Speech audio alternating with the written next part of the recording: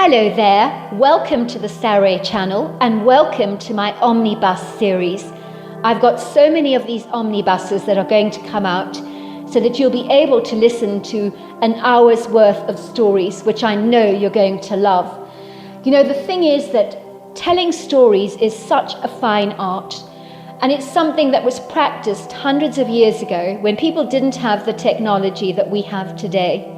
And everyone would gather around the fire and listen to a wonderful story. And also, what is so wonderful about a story is that personally, I think it is the best way to go to sleep. Every night when I go to bed, I always listen to stories. And that's something that parents used to do with their children. It's something that they still do with their children. There's nothing better than a good story. And so I hope you're going to enjoy this series. And before we start, I just want to say, do subscribe to my channel because you don't want to miss out on anything. Because I'm in for the long haul and I want to make sure that you get the most stunning stories to go to bed with at night or to listen to when you want to be one of those people sitting beside the fire and listening.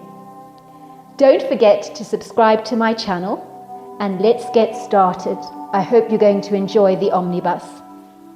Dear Sarah and all your lovely listeners, my name is Matt and my Bigfoot encounter happened in 2004 when I was 10 years old at the time, when my family moved to a beautiful wooden cabin on a few acres of land that borders the San Juan National Forest in Colorado. My mother moved us out to this part of the world as a result of receiving a hefty life insurance policy after my dad was killed on a violent police raid as part of a SWAT team trying to arrest some notoriously duplicitous drug dealers whom had been dealing with large amounts of cocaine and other illegal narcotics. The raid on this drug lord's home had been planned long in advance, with fastidious attention to detail, and there had been ongoing spying on the dealers in question for a considerable period of time to determine their daily movements. One policeman had actually gone undercover to buy a sizable amount of drugs in order to acquire as much information and knowledge as he could about these ruthless drug lords. Unfortunately, even though my dad was wearing a bulletproof vest and helmet at the time, a stray bullet released by Rascal, one of the drug lords, ricocheted and randomly hit his femoral artery in the leg with a high-velocity, high-caliber weapon that can cause an amazing amount of damage. If a weapon was like that was to hit your liver, it would just explode like a watermelon. In my father's case, it created a small hole going into his leg and a massive hole on the exit. And despite the meticulous attempts of the police officers to make a tourniquet to stop the excessive bleeding, there was so much blood that it pooled everywhere into rivers of red all over the floor, and the smell of iron was discernible in the air and could even be tasted on the tongue. It was an appalling scene that looked like a bloodbath, and before long my dad slipped into unconsciousness and then was announced dead, and tragically died before the EMTs had a chance to escort him to hospital in an ambulance. I was to learn that the police raided the drug dealer's home at the crack of dawn to ensure everyone was in the house, and succeeded in arresting all the dealers, but one dealer, an insidiously evil man known to the officers as Rascal, was actually hiding out in a secret panel in the closet, and he tried to escape the scene by unleashing a barrage of bullets on the surprised police officers in order to escape.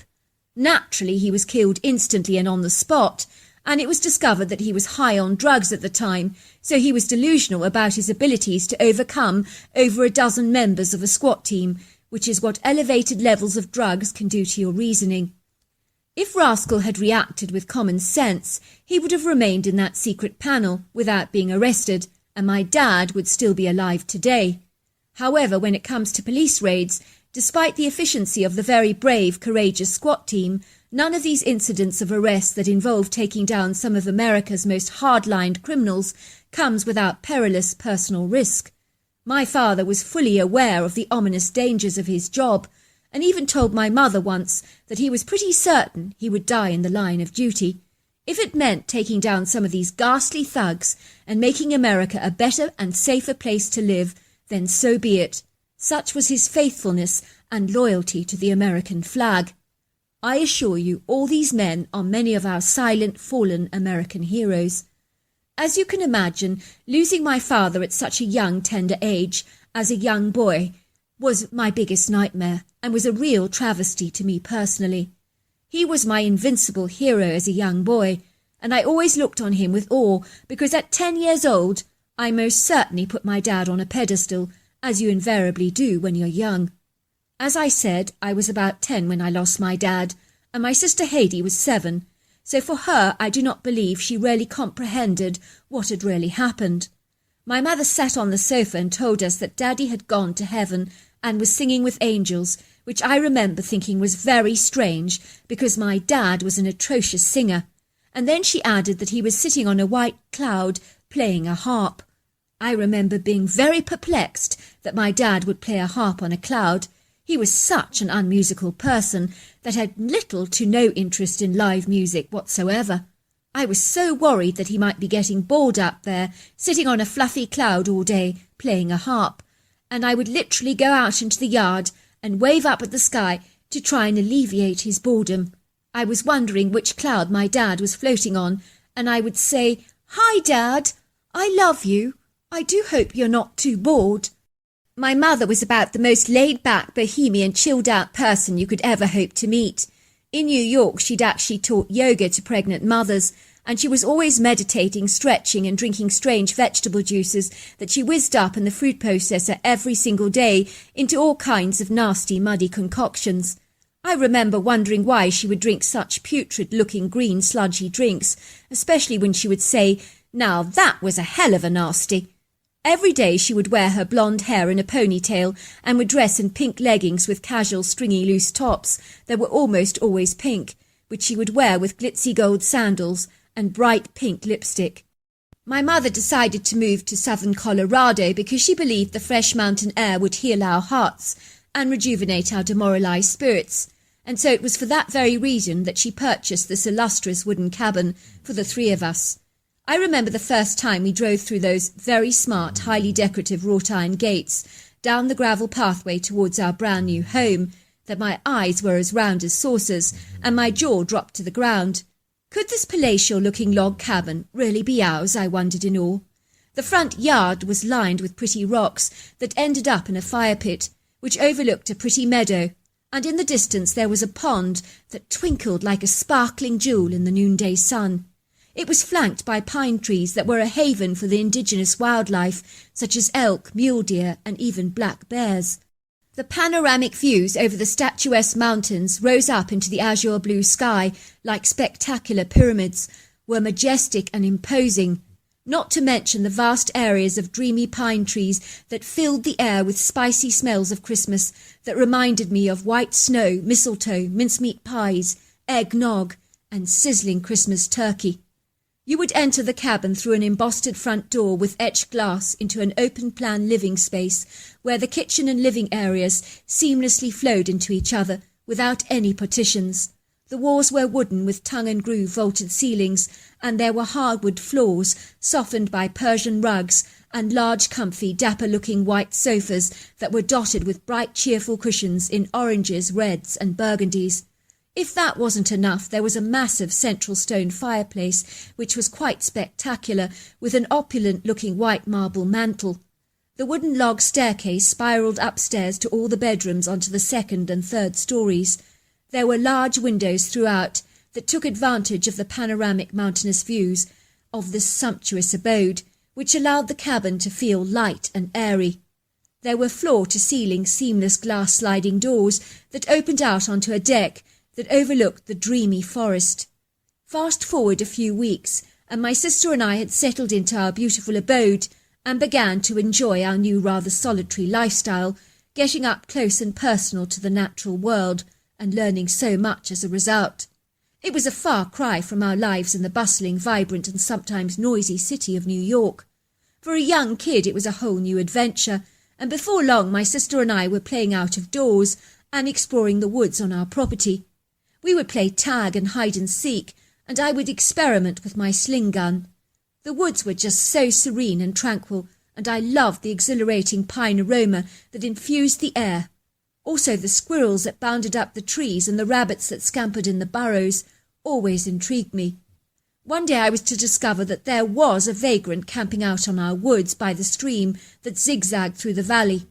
My sister and I spied on him as he made his fire and boiled water on his fire pit. He seemed to be fully kitted out with all his camping equipment and appeared to enjoy his off-the-grid lifestyle, and was even washing his clothes at the stream and hanging them to dry on some low branches, and he was chopping firewood using our timber. He was a strange-looking man in his 70s with a shiny bald head and a scattering of grey hair that framed the edges of his scalp. I noticed that he was very emaciated, with a shriveled-up body that looked like a wizened old tortoise, and the skin on his face was sagging, wrinkled and weathered by time, with deep scowl lines clearly embedded in his skin, and his deep-set eyes were hard and cold. I told my carefree mother about the vagrant in the woods, and she was nonchalant about it and said, "Poor man, leave him alone. He's only trying to survive." It would seem she didn't care about the stranger on our property, nor did she worry about who he actually was. Supposing he was an escaped convict or a serial killer loitering around in the woods, my father would have reacted very differently given his line of work, and would almost certainly have turfed out and evacuated the strange man from our premises, but my mother was different. It's hard to describe my mother to you, but she was the kind of person that was naively ignorant and oblivious to the darker side of this world, one that my father knew only too well, but never really shared with her.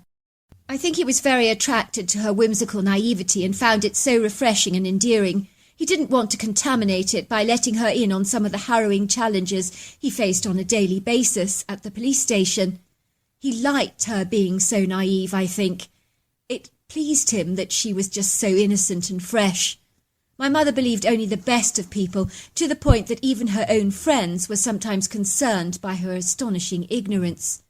My mother was homeschooling us, and she was giving people personal yoga lessons in our home, yet I could tell a deep sadness hung over her life, like a looming dark thundercloud, as I know she never came to terms with my father's tragic death, and I suppose she was quite distracted by her thoughts of and memories of him, especially in those early days of her grief. I would see her sitting on the couch with eyes pink from crying as she flicked through the photographs of my dad, remembering him with so much love. Every night at our home, my sister and I would play in the front yard and listen to the noise of crickets and frogs, but there were other noises we would hear that sounded rather like a man yelling or grunting, along with very peculiar whooping sounds that would leave us wondering what on earth that was. One day when my sister and I were spying on the vagrant in our woods, we actually saw him killing a feral cat with the back of a timber stick, which he proceeded to skin. Luckily it ended so quickly for the cat, but my sister and I were so mortified and traumatized by what we saw that we went to tell my mother what we had observed. But she was so convinced that the man had killed a squirrel and told us to stop spying on him, and that if he was living off the land, he clearly needed to eat. Little did I realize that this would be the last time I would ever lay my eyes on this very strange, peculiar man. It must have been about 2 days later when my sister and I entered the woods, and to our astonishment the vagrant's tent had been shredded to pieces and was lying scattered all over the forest like long strings of spaghetti, and all his pots and pans had been flung haphazardly around the woods. But as for the vagrant, he was absolutely nowhere to be seen, but had seemingly vanished into thin air, and my sister and I were very perturbed about what had happened to the man. All of a sudden, we heard the strange grunting sound that we often heard at night, but I could tell that the sound was coming from very close by. So I beckoned to my sister to creep ever forwards, to follow me and to remain incredibly still, because my escalating curiosity meant I wanted to see what was making that peculiar noise. Then we saw him as we took cover behind a large pine tree, but what he was, I couldn't imagine. You would have been forgiven for believing the creature was a bear based on his huge size, but he was bigger than a bear and larger than a grizzly. He was covered in bright orange hair like the colour of orangutan. His powerful muscular back was turned away from us, and he was squatting on the ground on 2 powerful legs. I indicated for my sister to turn around quickly and tiptoe away.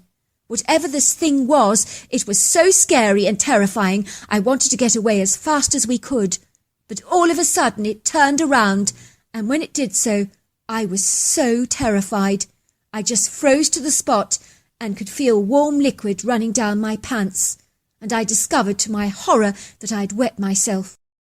I desperately wanted to run away, but I could not.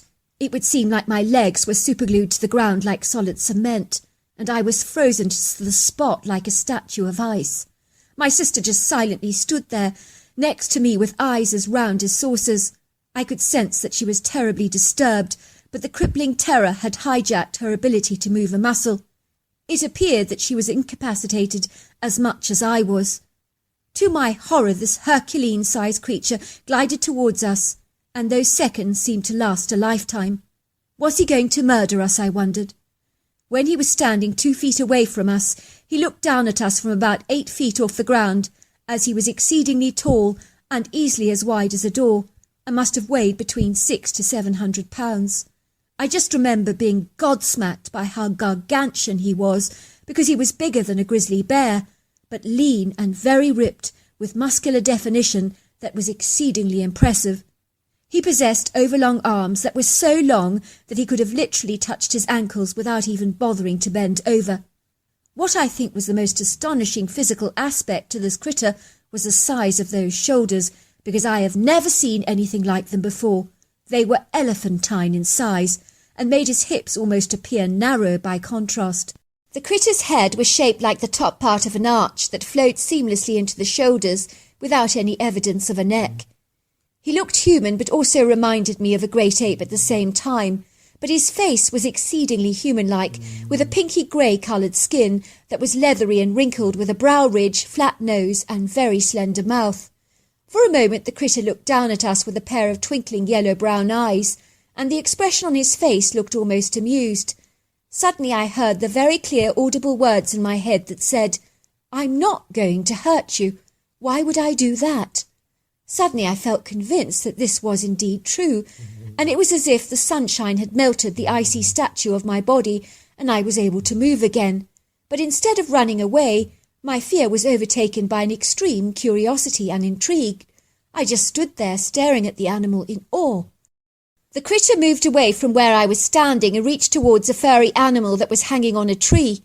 He began to eat the insides of what looked like a squirrel and offered some to me. I shook my head, and the critter seemed to understand. He continued to squat on the ground, and my sister and I watched him eat, and all the while he watched us, and I promise you it felt like he was looking into the depths of our soul, as if he was reading our energy. He pointed to my sister and I, and then began to draw on the ground. He pointed to himself and then drew a couple more figures in the ground. I sensed he was telling us that he had 2 sisters, because he pointed to my sister and then to himself, and drew 2 pictures of creatures like himself, and his drawings were so good and easy to discern. He then did a picture of his whole family, and from what I gathered there were 5 of them. He pointed to the Saint-Jean National Forest, which I think is where his family was from. My sister and I began to relax in the creature's presence, because he seemed so friendly and amenable, and before long he was making us laugh with some of his facial expressions. My little sister liked him so much and became so comfortable with him that she began to play with his long hair and braided it in her hands into tiny plaits, which was something she always did with her dolls. The critter did not appear to mind and seemed to rather enjoy the fuss, and before long, I kid you not, he was covered in tiny braids all over his body. It looked like he was covered in dreadlocks. My sister kept saying, "I'm going to make you look very pretty, just like my dolls at home." Suddenly I saw the figure of the vagrant lying dead across a single tree branch, and his head had been twisted in such a gruesome, macabre way that it was facing the wrong way round, and I knew at once that he had killed this man. The critter looked at me as if he understood what I was thinking, and then he pointed to the man that was lying dead on the tree branch, and the words, bad man, very, very bad man," flooded through my mind. I knew then that this critter was not a murderous villain, but a hero much like my dad, who dealt with evil people with little or no mercy at times. Suddenly we heard these strange owl calls that I could tell were indeed not ours. The creature pointed to the pictures he had drawn on the forest floor, and then he glided away. I remember my sister and I were so sad he'd gone, because we warmed to him so much, even though he was very scary to look at. The only way that I can describe it to you is when you discover the aggressive dog next door is actually really rather nice. Then you forget that he seemed dangerous in the first place. It felt like that. When we got home, my sister was first to tell my mother that the nice friendly bear had killed the horrible man in the woods, and she told my mother that the bear was very, very nice indeed. My mother asked if this was true, and I just told her that the vagrant was lying there dead, but I did not say anything to her about bears. I didn't want to tell her about the critter we had seen, for reasons I cannot even articulate or comprehend myself. My mother said, "Poor man, he probably died of a heart attack alone in the woods." My mother phoned the police, and imagine our amazement when we discovered that the vagrant who'd been camping in our woods was a wanted criminal responsible for killing 3 women. They falsely believed that he had been killed by a bear, but I knew differently, and I never said a word. I never wanted to tell on my hairy friend. Even if I had told the truth, I doubt they would have believed a 10-year-old boy's crazy, seemingly fictitious story.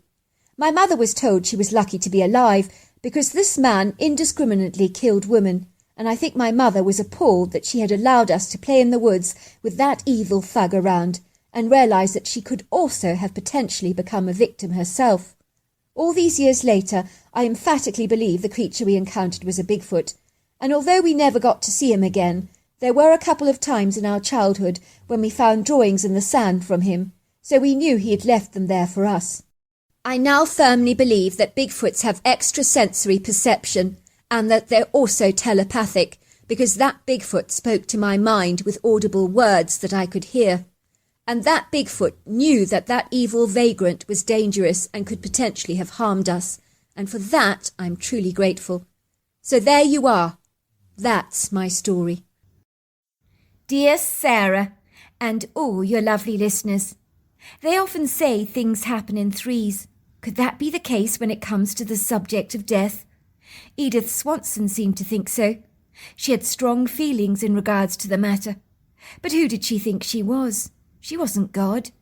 Yet despite this, she wasn't afraid to tell everyone in our entire neighbourhood that one was down, there was still 2 more to go, as if we were all green glasses on the wall, and 2 more of these glasses would accidentally fall in quick succession, one after the other.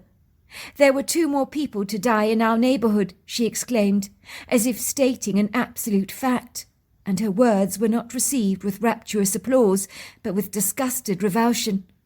How could she have the blatant audacity to say this? People took everything Edith Swanson said with a pinch of salt.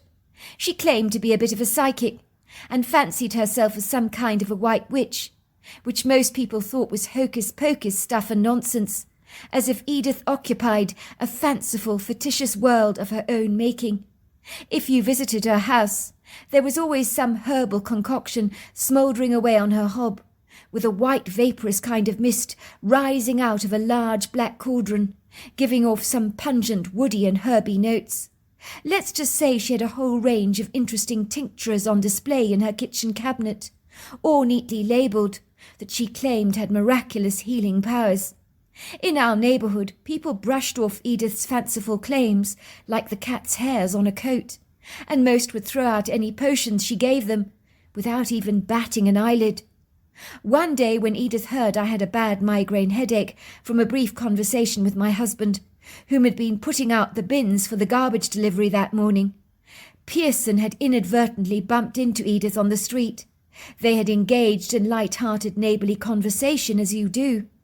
It was difficult to escape Edith. She was quite the talker. On learning about my headache from my husband, she had unhesitantly popped over to my house, armed with one of her tinctures to save the day, to lift me away from the clamorous heavy metal orchestra pounding away violently in my head with no remission. My head had been throbbing above my temples, and I'd been sleeping in a dark room devoid of any light. The obtrusive, unwelcome knock at the front door made me want to scream. I wanted to be left alone, to wallow in my misery, and fight back the billowing waves of nausea that washed the back of my throat. When I had a migraine headache, it tended to cling to me like a limpet on a rock, refusing to abate, and would hang around for 3 days with a tenacious grip. I reluctantly ambled over to the front door, I would have liked to have ignored the knocks, but whoever was outside was very persistent, as if they knew I was at home. I couldn't exactly pretend I wasn't there. I audibly groaned as I saw Edith standing there in the doorway, holding up a tincture for me, with the obscure outlandish name Yo Jumpson on it. In truth, she was the last person I wanted to see with her light, easy-going, happy nature, that could be incredibly annoying when you feel like a dark thundercloud. She smiled at me brightly, her black lipstick making her teeth look startlingly white. "Your husband told me you're having a hard time. This will cut your headache in an instant," she told me.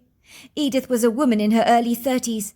She dyed her hair a bright turquoise blue colour that seemed to show off her green eyes, and she always wore bohemian loose-flowing clothes in layers, and long dangling eclectic earrings that resembled miniature dream catchers, and hundreds of bright bangles on her arms. "I know you threw all the other tinctures I made you away in the past, but I urge you to give this a go. You won't be disappointed, I promise you. Your headache will be gone within minutes. I've perfected the ingredients over the years. I used to suffer from migraines myself, but now they are a thing of the past." I could hardly believe what she was saying. I was very cynical and rather dismissive about what she was saying, but I reluctantly took the tincture from her, mumbling a cursory thank you, slamming the door rudely in her face, leaving her standing in the doorway looking rather bemused, but thankfully she walked away. I didn't mean to be rude, but my headache had overtaken my social graces and suppressed any desire for me to be civil to anyone, least of all the annoying Edith Swanson. Even my husband described me as like a bear with a sore head whenever I was experiencing one of my migraine attacks. If you've ever been unfortunate enough to be acquainted with a pounding migraine headache, you'll know exactly what I'm talking about. I had tried anything and everything, from all manner of pills recommended by the pharmacist, but nothing had remotely dulled the pain. I examined the strange tincture in my hand, a tiny bottle with a rubber cap and dropper. What did I have to lose? I decided I would take the tincture. I doubted it would work, but when you're desperate, as I was, you'll eat baked beans with maple syrup and mustard if it'll bring an end to the relentless pain and the insufferable nausea that has held you captive to its mercy. I opened the tincture, and the smell of the liquid was enough to make me gag. The foul-tasting liquid slipped down the back of my throat. But I kid you not, within 5 minutes my migraine headache had completely gone. I've never had a migraine slip away that fast. I knew that this unlikely tincture, given to me by a woman proclaiming to be a white witch, had worked like magic, and in a moment a new respect for the quirky street character Edith Swanson was born. Maybe she wasn't such a fruitcake after all. Perhaps she did know what she was talking about, and I had underestimated her. So when the news got around our neighbourhood that old Mr. Julian Kindle had died of pancreatic cancer, it travelled faster than greased lightning, over yard fences, through doorways and at local watering holes. But when Edith Swanson said there were 2 more people in our neighbourhood to go, that was not taken very well by many residents, who once again thought Edith Swanson was completely kooky. I, on the other hand, pondered over her words with great reflection. "Edith, listen to yourself. Everyone knew Mr. Kindle was going to die sooner or later," one of the neighbours pointed out. "We've been seeing nurses coming and going out of his property for a long time now. You're talking nonsense. No one around here is going to die. You do only half spout hocus-pocus half the time." Edith Swanson was used to being mocked, belittled and ridiculed, with her strange idiosyncratic ways and bohemian beliefs. But when she said there were 2 more to go, for some irrational, unexplainable reason, I actually believed her. Of course, I didn't want to, but I had learnt that Edith Swanson was proving to be right about many things. It would seem a week later, with a timely efficiency, a young man living in our neighbourhood was struck down by a pulmonary embolism, a blood clot into the lungs. He died at 20 years old. The news went down with the locals in our neighbourhood like a lead balloon, and there were whispers among many that maybe Edith Swanson was right after all, and there was 1 green bottle still left hanging on the wall. Little did I know that that very last bottle would come crashing down, far too close for comfort, and it would literally hurl a wrecking ball at my own life, bringing the life I'd known for the last 10 years to a very swift grinding halt. If one final green bottle was to come crashing down in our neighbourhood, I never believed for a moment it would personally affect my own life. But then again, we always believe that it'll happen to somebody else, don't we? That's how we're inclined to think. It's called self-preservation. It was on one inauspicious evening, a week after 22-year-old Eddie Gonzalez had lost his life so tragically to a pulmonary embolism, that I was at home, sitting on the sofa, cradling my 2-week-old baby in my arms, as, believe it or not, during the last couple of weeks when there had been chaotic pandemonium in our neighbourhood, after the inauspicious death of 2 residents. During that turbulent 2 weeks, I had given birth to a 7-pound, 4-ounce baby boy called Zachary. He was fast asleep in my arms right now. I didn't want to wake him up. It had been the most harrowing delivery, bringing baby Zachary into the world, for he came out with much protesting, kicking and screaming, clearly not wanting to be born. Despite the epidural, his birth had been one of extreme discomfort that had required an episiotomy, that had put me off the idea of ever having another baby again, as all the blood and stitches were still causing insufferable nagging pains that I was unlikely to ever forget. I was sitting on the white cotton couch of our living room area when my husband phoned me. He had already picked up our 5-year-old daughter Kendall from her friend's house, where they'd spent the afternoon together playing dollies, and judging by her happy garrulous chatter that I could hear in the background, I could tell she had clearly had a great time.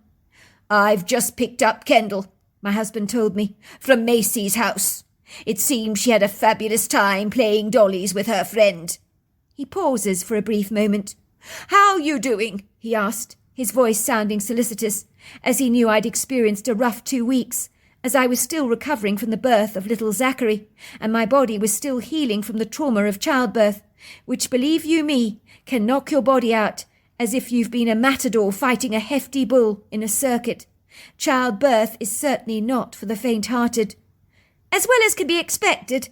I'm still exhausted." "You poor sweetheart," he said obsequiously. "How about I pick up a takeout for us? What do you fancy? Indian, Chinese, Italian, or Mexican?" "You know what? I fancy an Italian pizza. That would be so good," I said, knowing that the Italian restaurant I liked was a little bit out of the way. But they made the best pizzas in the whole world, and all that melted cheese, tomato sauce and garlic was already making my stomach rumble, as I had not eaten a thing all day. "Pizza it is, then. What kind would you like?" "Just the plain margarita. Nothing fancy." "Margarita it is, then. I'll be home very shortly. You just relax." Little did I know that the final green bottle was about to fall off the wall, and those would be the very last words I would ever exchange with my husband, and I would never feel quite the same way about pizza again, merely by association. I was sitting there on the couch, cradling little Zachary in my arms. I was far too afraid to flinch or jerk my body awkwardly, lest I should wake him from his slumber. I knew our new evening routine very well. When my husband Pearson returned home, we'd eat dinner together. Pearson would bath Kendall, put her to bed, read her a bedtime story, while I nursed Zachary, changed his diaper, put him to sleep in his bassinet, after which I would take a much-needed kip myself. Pearson would remain up to attend to Zachary, while I slept. At about midnight, my diligent husband Pearson would retire to bed, and I would awaken to my baby's cries, dutifully spending the ungodly hours of the rest of the evening attending to Zachary, who became overactive late at night. It had deprived me of so much sleep over the last couple of weeks, as babies don't discriminate between night and day. On this indelible occasion, I sit back on the couch, not daring to disturb my infant, lest he should cry. I can't bear it when he cries. I stare blankly at the filmy black of a TV set, with a remote control buried under the velvety cushions of the creamy striped upholstered chair opposite me. If I get up to retrieve the control, I might just awaken my sleeping infant. I realise that even though I would like to expend some long-suffering, lonely minutes watching some lively entertainment on the box, the last thing I want is to appease a screaming baby. Zachary may only be 2 weeks old, but he has a pair of lungs on him that could wake the living dead.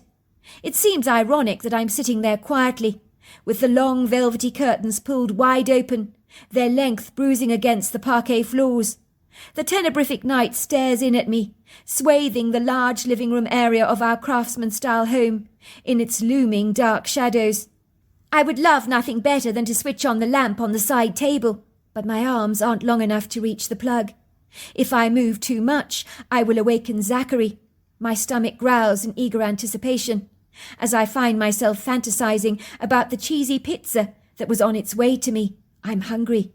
I have found that breastfeeding and sleepless nights have made me hungrier than ever. The warm body of our labradoodle Lassie lies at my feet in a curled-up ball. It is Lassie who hears the car approaching our house before I do. Her head perks up from her sleeping position. Her ears stand up erect, while a low guttural bark emanates from the back of her throat. She instinctively rises to her feet and tears down the passage like a charging bullet to the front door and begins to bark. Moments later, I see the bright lights of a car moving towards our house as rubber tires roll over the gravel driveway. I listen expectantly for the familiar sound of the garage door opening and closing, for the sound of the kitchen door that leads directly from the garage to open abruptly. In a second, I expect my little daughter to come bustling through the kitchen, skipping cheerfully over the parquet floors with her dolly in her hands, running up to me happily, saying, "Mummy, we're back now. We had so much fun.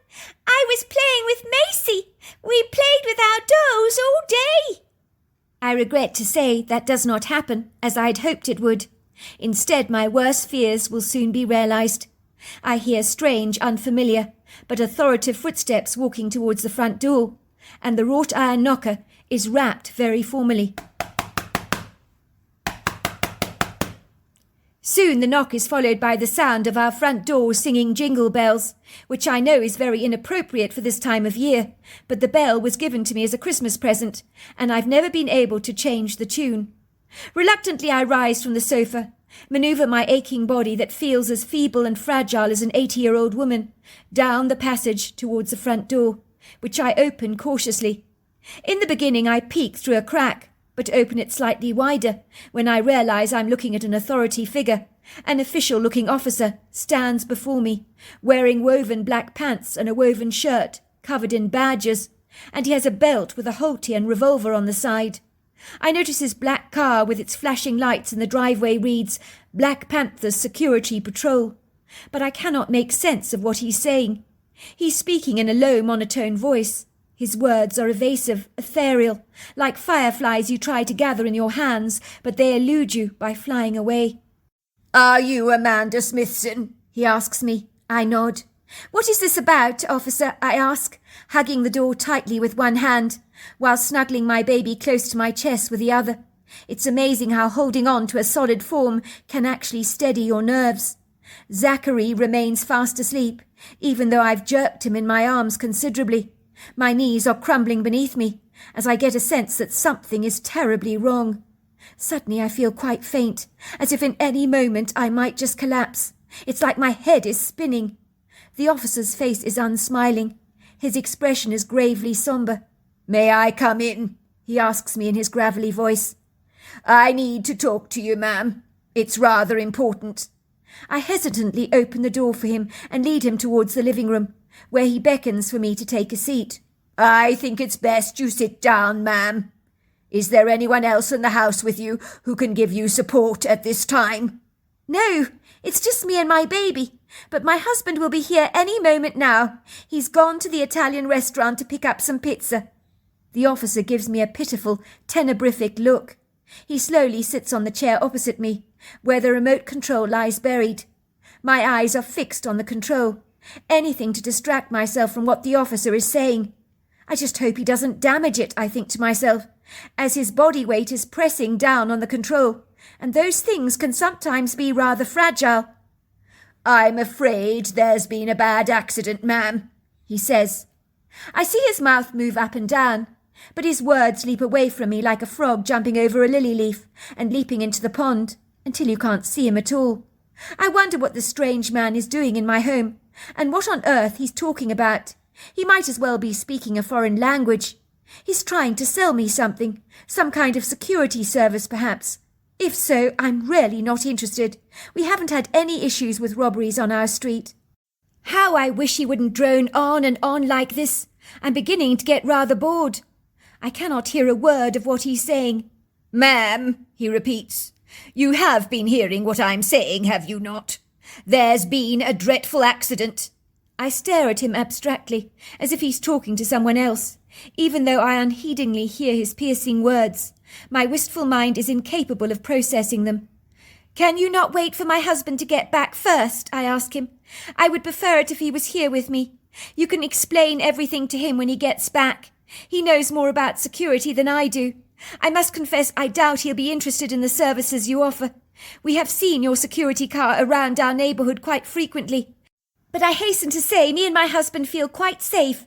There have been no burglaries in our area. Besides our dog here, Lassie, she's a great watchdog." "I don't think you're hearing me correctly, ma'am," says the officer, twiddling his cowboy hat in his hand. "Your husband is not coming back, I'm afraid. I'm very sorry to be the bearer of bad tidings, but he's been involved in a dreadful accident. We believe your husband was driving at about 50 miles an hour, which is far too fast down that country road. When he reached a sharp hairpin turn, he was propelled off the road, airborne for a moment, and went flying into a large oak tree that borders a horse farm. The owners heard the loud clanging crash, and so called for help. Your husband has been rushed to hospital, but it doesn't look good for him. He was unresponsive at the scene of the accident. The EMTs were working on him vigorously. I know this because I was there. I'm afraid they didn't get a heartbeat or a pulse. They thought he was dead at the scene, but obviously they needed this to be verified and affirmed at the hospital. I believe he's on life support now. He's registered as a donor for organ transplantation, so that's why he remains attached to a machine. But from what I'm hearing, beyond the machine, nothing else is keeping your husband alive." The gravity of the officer's words don't really hit home to me. I just stare at him introspectively, with a bemused, vacuous look on my face. I begin to pensively tap my foot awkwardly on the wooden floor beneath my feet, while I rock my baby in my arms. For some miraculous reason, Zachary has not screamed or cried out, just when the distraction of his cries would have been a glad, welcome relief. The perfect excuse to block out the officer's cruel, thorny words that sting me viciously like a frenzied hive of hornets. My husband dead? The man is talking absolute nonsense. I only spoke to him a moment ago. I don't need to listen to this. If I refuse to believe what he's saying, then it can't be true. My husband is just running late, that's all. It's nothing to worry about, I reassure myself. I knew my husband would have taken the rural back roads, because it was a quintessential shortcut to the Italian restaurant, as Pearson likes to avoid the traffic of the highway, and the rural roads make a pleasanter, quicker journey. My husband can be impatient. He is inclined to speed, something I chastise him about all the time. There are a plethora of horse farms that fringe the sprawling junction, set in an extensive rural location, where long chains of large opulent houses with white wicker fences, along with lavish stable blocks, can be found. The affluent, well-heeled people living here have the best of both worlds, living in the heart of the countryside and not too far away from suburbia. They boast stunning properties of vast acreages, which showcase grandiose stables containing thoroughbreds and American quarter horses, and many of these lavish houses have extensive grazing meadows and rolling pastures. Better still, there are an abundance of horse riding trails and ubiquitous wood groves of trees in this very prepossessing area, where many gravitate to when choosing to escape the lights of the city and get close and personal with nature. As I was saying, ma'am, your husband must have been speeding around that hairpin turn. That was his undoing, I'm afraid. He didn't stand a chance.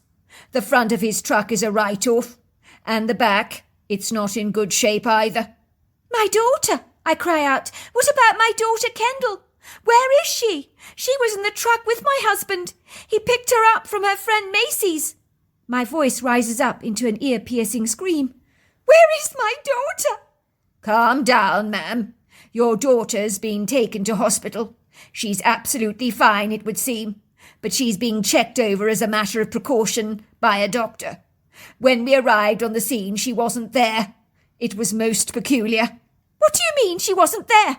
I asked incredulously. Of course she was there. She was in the car with my husband. He picked her up from Macy's house. Are you not listening to a word I'm saying, officer? My husband and Kendall were on their way to get an Italian takeout. I heard her talking in the back of the car to him. She always sits in the back. She was definitely there. No, your daughter wasn't in your husband's car when we arrived on the scene. I was there, so I know. We didn't even realise she was part of the accident until she came waltzing out of the woodgrove asking where her daddy was and whether he'd got better. She wanted to know if the angel that he'd been with had fixed him. We soon realised she'd been in the accident as well. I stare at the officer nonplussed. You've got it wrong. My daughter was in the truck. I know she was in there. Why would my kid go to a woodgrove? What would she be doing in there? The idea is preposterous. You must have your wires crossed. Your daughter told us she was in your husband's truck, which was airborne for a second, and went thundering into the oak tree. She was crying. She was very scared. She said her daddy wasn't talking to her, that the car became very quiet. She told me that the bear lady opened her door and took her for a walk in the woodgrove. She said the bear lady was very nice. I think she's in shock and is clearly hallucinating. It is what kids do when they try to cope with trauma. We think she climbed out of the car herself, waddling off into the woods on her own. She was probably confused, disorientated, rather muddled. Your little girl's clearly got quite the imagination on her. I'm of the opinion it's a coping mechanism. She must have had a terrible scare being flung forward in the car like that. They did say it was strange, though, that she managed to get out of the back door. Both of them were mangled, but one of them was wide open. From what I was told, it would have been physically impossible to open that door. But sometimes in accidents we see things we can't explain. And my husband? Is he going to be all right? Where is he? I ask. The officer looks discomposed. He shuffles awkwardly in his seat, rubbing the area above his mouth with his hands. As I keep telling you, ma'am, it's not looking good for your husband. I told you he was unresponsive at the scene, declared dead. Look, I will take you to the hospital now. I will watch over your baby for you, while you go and speak to the doctors and collect your daughter. You can see your husband and child for yourself. My husband is not dead. You've got this all wrong. There's a very big mistake here. My heart was heavy as I walked across the white linoleum floors of the expansive hospital corridors, with the invasive, intrusive fluorescent lights causing my eyes to water. I could smell the antiseptic stench of bleach permeate the air, its sterile smell reminding me of exactly where I was. I saw men and women in blue scrubs rushing past me with gurneys, somebody shouting out, "Code Blue." I find a glass of cold water placed in my hand. Soon I'm standing at the end of a sterilized clinical hospital bed, where a man is lying with tubes over his mouth and nose. There was tape all over his body, blood congealed in his sandy brown hair. The face that I was looking at I did not recognize at all. It was swollen, badly lacerated, very bruised. I knew at once that this man was not my husband. There'd been a grievous mistake. My husband was ordering pizza from the Italian restaurant. He was running late, that's all. He'd soon be back home. What was I doing here at the hospital? A young, handsome-looking doctor came ambling towards me, wearing a white coat and a stethoscope around his neck. His disciplined brown eyes were framed by a pair of round, rather zooty glasses. He looked grim. His mouth was set in a stern, saturnine expression. "You're Amanda Smithson, is that right?" "That's right. What is this about, Doctor? I honestly don't know what this is about because I think there's a dreadful mistake." "I'm Dr. Menendez. I'm very sorry to inform you, Mrs. Smithson, that your husband is now deceased. There are no electrical signals going on in his brain. He suffered from a traumatic brain injury, which has caused swelling and bleeding in the brain. He's had an intracranial brain hemorrhage, which means the blood is spread over the surface of the brain. I looked at the doctor with a muddled expression, as his words were lost on me. So there was blood all over my husband's brain? What the hell's that supposed to mean? The doctor tries to simplify his language. He tries to make me understand what he's saying, but I remain vacantly detached and apathetic. Mrs. Smithson, forgive me. I will try to explain to you in layman's language what I'm talking about. Your husband suffered a fatal blow at the scene of the accident. Right now we're using a ventilator, which is used to breathe for him, because his brain can no longer instruct his lungs to breathe on their own. There is no dilation in his pupils, no natural reflexes, no brain activity. We have reviewed the CT scans again and again, and your husband is beyond hope. Once we switch the machines off, he will be as good as gone. I understand he registered as an organ donor a while ago, so we're going to need you to sign the relevant documentation on his behalf. I'm very sorry to be the bearer of such terrible tidings, but your husband is beyond help now. There is nothing we can do for him. I am so sorry for your loss. Dr. Menendez, that man lying in the hospital bed over there is definitely not my husband. There is some mistake. You've got this terribly wrong. That man is not him. I don't recognize him. Look, Mrs. Smithson, I know you're in shock. When people have been in accidents, their appearance can change dramatically due to the physical trauma the body is subjected to. But this is your husband, Mrs. Smithson. We found his identification in his pockets. Your father, who is downstairs, has made a formal identification for us. I'm sure you would like to see your daughter now, Mrs. Smithson, says the doctor, who speaks to me so kindly I want to bawl my eyes out. He calls out to one of the nurses, Julia, would you take Mrs. Smithson to see her daughter Kendall in the special Piper ward? The nurse nods. Come this way, ma'am, she says, leading me down a long corridor, a flight of steps, and down another corridor, until we get to a door. She guides me into a hospital room, where my daughter is jabbering away, as she's sitting on this table, her legs dangling over the edge. She has a lollipop in her mouth, and happily talking to a convivial female nurse, telling her all about her tap dancing classes. My teacher tells me that I'm really good, she boasts proudly. I can also do ballet, you know, as well as tap. I like ballet. I do ballet every Tuesday. My teacher's called Mrs. Myrtle. She's really pretty. That's wonderful, says the nurse, smiling at Kendall. I'm quite sure you're a natural dancer. I'm teaching my dolly to tap dance as well, but she's not as good as me. She pauses for a moment. My dolly is in the woods. I left my dolly in the woods. She must be so scared. Mummy, says Kendall, smiling happily when I enter the room. Mummy! She stops talking to the nurse and is thrilled to see me, running towards me enthusiastically, throwing her arms around me. She has a large red lollipop in her hands that has stained her tongue to a bright red colour, which she is sucking with a spirited zestfulness. The kindly nurse who was looking after my little daughter gives me a watery but sympathetic smile that does not conceal the anguish she feels towards me and my daughter.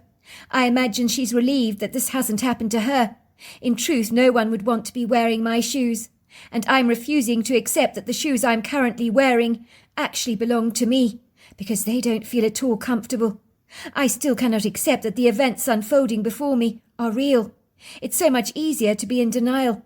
I already feel as if my whole life has been thrown into a meat pulverizer and has been minced up beyond recognition, into a repugnant smoothie that I refuse to drink.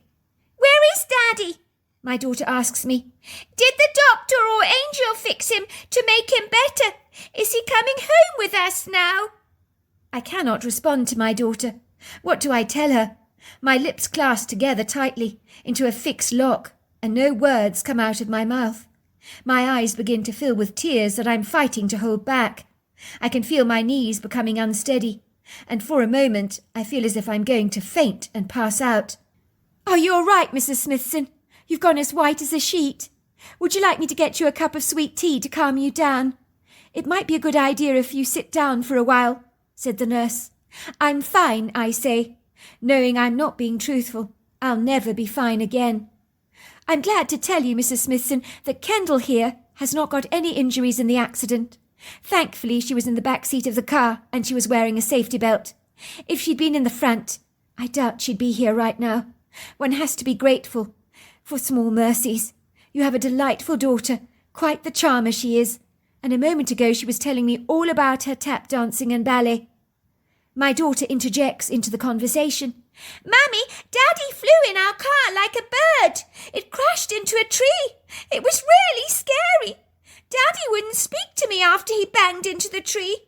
I couldn't get out of the car, but the bear lady opened the door for me. She took me for a walk in the woods. She was so nice, Mummy. She told me everything was going to be all right and Daddy was talking to an angel. So is Daddy coming home yet? Did the doctor fix him? We will go to speak to Daddy just now. He's in a hospital bed. You can talk to him. I'm sure he might be able to hear you. My thoughts were not focusing on my daughter's childlike words, as right now I wasn't keen to get involved in her illusory world.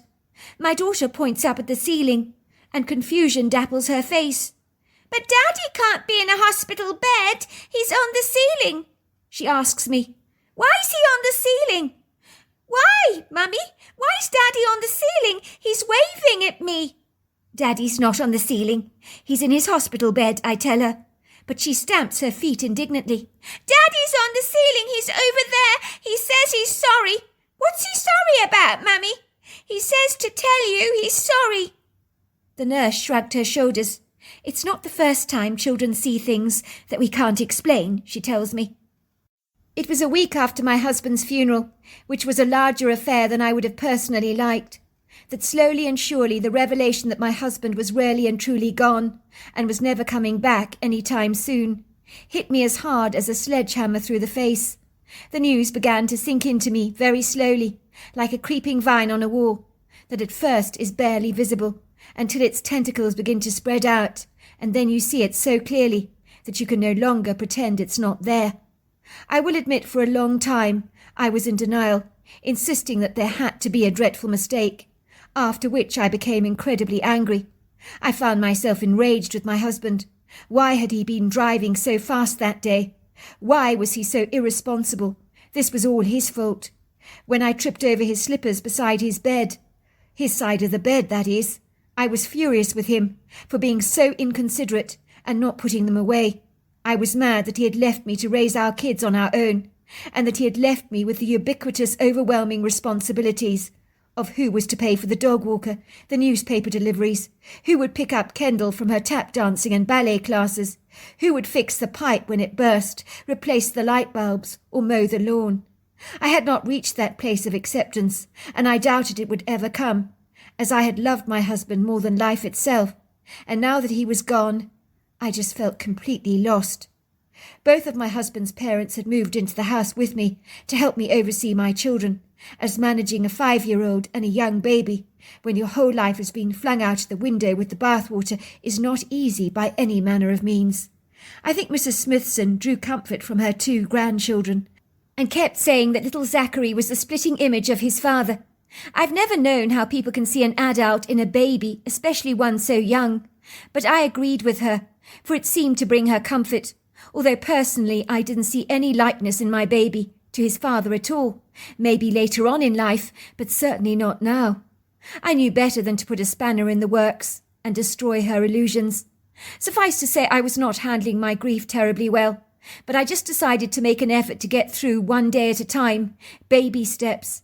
If I didn't operate on this system, I knew I'd fall apart, and being a mother of 2 children, who are very impressionable, I needed to be on the best form possible. My babies needed me.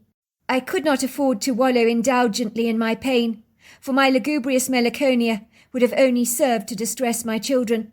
I was to learn that Edith Swanson had declared that my husband was the final green bottle to come crashing down the wall, which made the locals believe that the dark shadow over our neighbourhood had finally lifted. "Things happen in threes," she insisted. "Didn't I tell you?" I knew that much as I grieved for my husband Pearson, I had to hold it together. But trying to valiantly smile through my tears was never easy. One morning I heard my daughter Kendall sobbing. and my heart leapt. It was clear she was grieving the loss of her father. I ambled over to her room to comfort her, drawing her into my arms, clasping her into a very warm cuddle, while pushing the spiral blonde ringlets away from her heart-shaped face. "I know it's hard, sweetheart. It's very upsetting what happened to Daddy. But we'll get through this, I promise you. He's very happy in heaven where he is. And it gets easier with time, I'm told." "I'm not crying about Daddy," said my daughter. "Daddy says he's fine. I saw him the other day. He told me he's fine. I'm crying because of Charlotte. I'm worried about her. She must be so scared on her own. It's so cold in the woods." "Who's Charlotte, sweetheart?" "Charlotte is my baby doll. Don't you remember? The one with the golden hair and the blue eyes. And you can pull a ring at her back and she speaks. She can say, 'Hello, Mummy. I'm hungry. I want something to eat. Give me a hug.'" "Oh, yes, I remember Charlotte. Where is your doll?" My daughter whispered in a low voice. "I think she's alone in the woods. I hope the bear lady has found her, otherwise she's going to be so scared. Please can we go and find her, Mummy? I think she might be crying." "Can't I buy you another dolly?" I say to my daughter. "I don't want another dolly. I want Charlotte," says my daughter insistently, getting terribly upset at such a suggestion. "So tell me, sweetheart, how did you say your doll ended up in the wood grove?" My daughter looked very annoyed with me. "I told you! Why won't you listen? I told you lots and lots of times. Daddy flew into a tree trunk. I was scared. He wasn't talking, but the bear lady helped me get out of the car. I tried to open the door, but it was stuck, but the hair lady pulled it right open. She gave me some berries to eat. I think I left my dolly in the woods. I forgot it when the bear lady told me to go, because she said that people had come to the car and the people would help me." I was naturally not happy about going down those back roads to pass the place where my husband had met his fortuitous end, but I couldn't say no to my daughter's pleading voice. We'd all been through so much, and if Kendall wanted to look for her doll, who was I to stop her? I was only worried that it might not be in good condition, after being left out in the elements. I climbed into the car with my daughter in the back, and we drove down these long dusty roads, where we passed a horse and rider, who gave me a nod, and then my car slowed down as I saw a cross under an oak tree, along with a plethora of flowers and teddy bears. I thought I was going to be sick. I knew that was the spot where my husband so cruelly lost his life. It was his parents who had erected the white cross. I just couldn't go to that place. I was happy to have my attention diverted when my daughter pointed towards a horse-riding trail in the woodgrove. "It's over there," said my daughter. "That's where my dolly is. Charlotte is in there." "If we can't find Charlotte, we'll get you a new one," I told my daughter. My daughter stamps her feet indignantly. "I told you I don't want a new dolly. I want Charlotte and only Charlotte." The woodgrove with its open hiking trails was magnificently beautiful. The tall maples and oak trees confiscated the canopy, their boughs tangling into each other, to make a big arch above our heads, while through the open boughs a pretty light twinkled onto the ground. The earthen trails were covered in a plethora of leaves, while there were ferns, shrubs, and other forest vegetation, luxuriously furnishing the woodland floor with a natural opulence, while green moss carpeted some of the trees in resplendent layers. We could hear the trills of the birds. My daughter's face was confused. "I can't remember where I put her," she began to cry. "I want Charlotte! I want Charlotte! I can't go without her! Where is she?" I thought my daughter was going to have a tantrum. Then I understood she'd lost her father, and there was nothing she could do about that. But as far as her doll was concerned, there was still a hope in recovering her. My daughter did not want two losses in her life, and finding Charlotte became all the more significantly important. I now understood why a new doll could never replace the old one, so I began to clandestinely pray hard that we would find Charlotte. I knew it meant the world to my daughter. All of a sudden, a few acorns were flung at us, and my daughter cried out, "It's the bear lady! It's the bear lady!" That was when I saw a very tall human-like creature covered in long, flowing dark hair, the colour of coal. I knew at once she was a Bigfoot. There was no doubt. I was astounded. I stood as still as a wax statue in Madame Tussauds. The creature was standing about 8 foot away from me. She was holding my daughter's doll in her hands, and my daughter ran up to her exuberantly and gave the Bigfoot a huge hug. I could see that to my little girl, this lofty, hairy lady was no different to any of us in her eyes. She was completely comfortable with the Bigfoot, as if the Bigfoot was her new best friend. The fact that she was 8 foot tall, covered in hair, and built like an army tank was irrelevant. The Bigfoot looked up at me and nodded. Her benevolent eyes were so incredibly kind, and there was a remarkable intelligence about her that seemed outer-worldly. It took my breath away. I got the profound sense that when she looked at me, she knew the story of my entire life. I could see compassion pooling in her eyes, and sensed she was commiserating with my loss. I felt an extraordinary peace rush over me, unlike anything I've ever experienced before in my life, as if I'd been personally touched by an angel. She nodded at me warmly, and I responded in kind. She handed my daughter her doll, lifted my daughter up affectionately in her arms, and bounced her a couple of times in the air. Then she ran her hands through my daughter's spirally curls and said something to my daughter. My daughter nodded at her.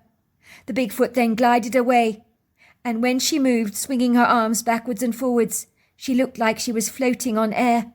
I've never seen anything like that before. When my daughter finally got into the car with me, she said, "That's the bear lady, Mummy. She helped me out of the car when the door was stuck. She told me Daddy is very happy where he is, and he's fine. She says you're also going to be fine." My daughter proudly showed me her doll. "Look, Mummy, the bear lady made my doll some new clothes over the old ones." It was true. They had been made out of animal skin and were absolutely magnificent. I'd never seen anything like them before, so perfectly stitched with natural leather. Wow, they were incredible. My daughter was over the moon. To cut a long story short, I received a fortuitous visit from our neighbour Edith Swanson, whom expressed her extreme sadness at my husband's passing. I wish he hadn't died. He was one of the nicest people in our neighbourhood, who always had time for me. When she stood in my doorway with a potion in her hands that she claimed would relieve my grief, and I didn't doubt her claims for a moment, I took it very gratefully and continued to take it for 2 years after my husband's passing. It helped me cope with my daily life. I am not sure that I agree that things always happen in threes, but certainly it would seem in our neighbourhood it happened like that. I'm always grateful for the Bigfoot who helped my daughter out of my husband's car during that dreadful accident. So there are definitely angels among us. So there you are. That's my story. Dear Sarah and all your lovely listeners, my name is Bernice, but everybody who knows me calls me Bernie, and I'm from Georgia, where I was raised by both my grandparents on their country farm that has been in my family line for generations, where we grow peanuts. It's a federal-looking red brick 2-storey farmhouse which possesses similar features to a Georgian home with classical symmetry and a side-gabled roof, but it's a little bit more ornate-looking and slightly taller and narrower. The house has white wooden double-hung windows, grey shutters and a grey roof with fancy decorative undertrim, and about 3 red brick steps that lead to a stylish white front door that's framed on either side by very ornate columns and a rectangular overtrim. Our farm is surrounded by undulating green valleys and dotted with ubiquitous trees and a pond and a creek, as well as our own pristine greenwood full of sycamores, pines, dogwoods and hemlock trees, which are a haven for the indigenous wildlife like whitetails, raccoons, squirrels, foxes, bears, and the list goes on and on. I was removed from both my parents shortly after I was born, as both of them were drug addicts and were not deemed reliable enough to raise me. I'm heartily grateful that this finite decision was actually made on my behalf, as I dread to imagine where I would be today if that had not been the case. My biological grandparents on my mother's side were given sole custody in raising me as their own daughter. I was to learn that both biological parents of mine had lived in their shabby car, been homeless, slept rough, and on countless occasions OD'd on drugs.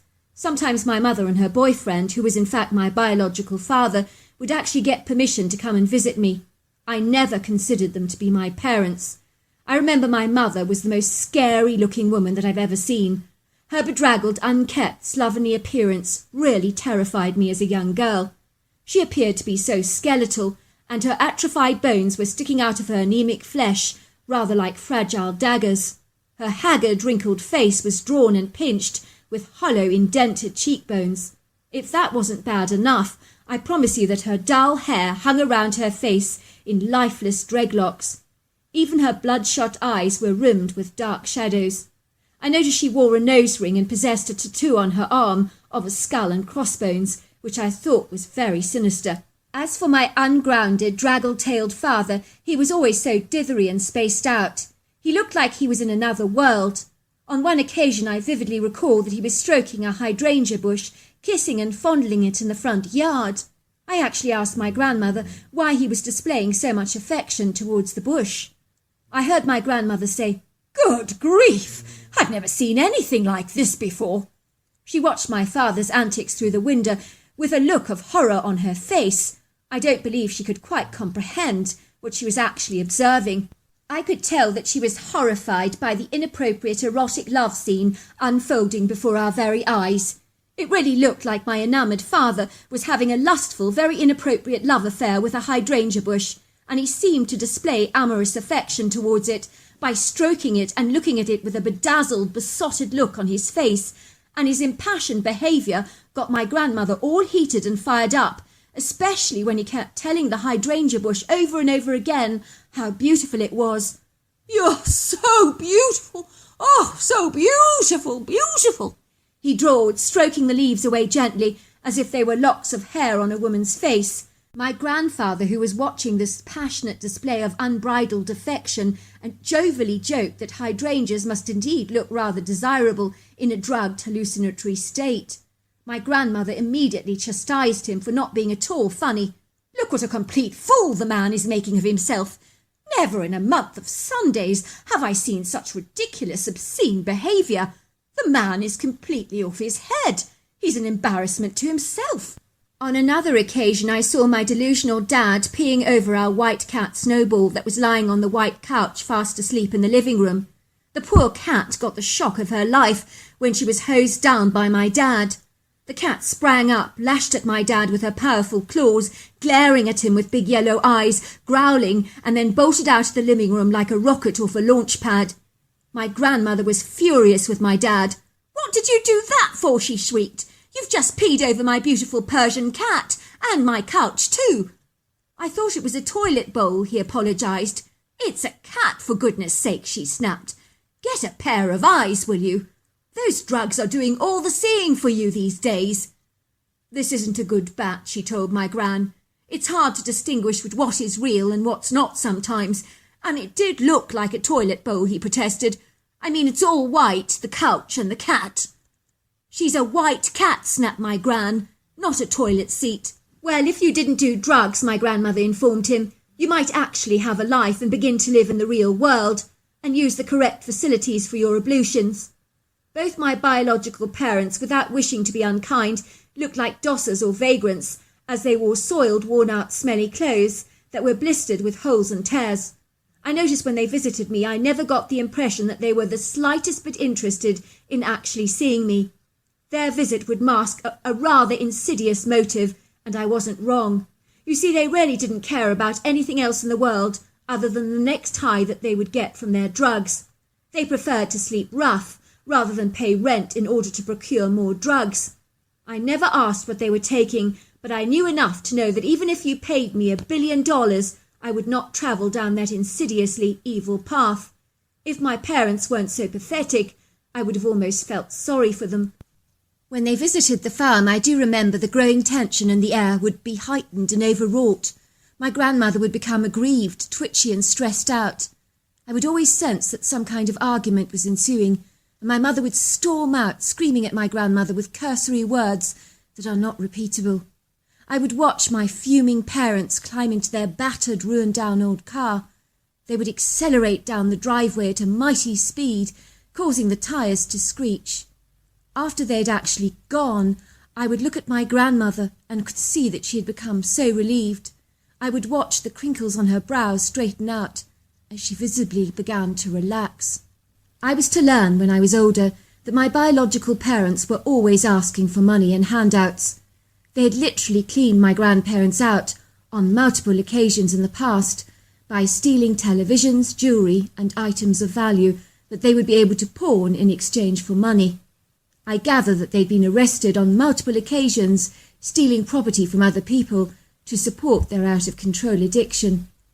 It grieved my grandparents' heart, as you can imagine, to turn their backs on their beloved daughter, but they believed that they had a moral responsibility to raise me in a very stable family environment and did not want the negative influences of my parents' drug-ridden lifestyle to drag me down or influence me negatively.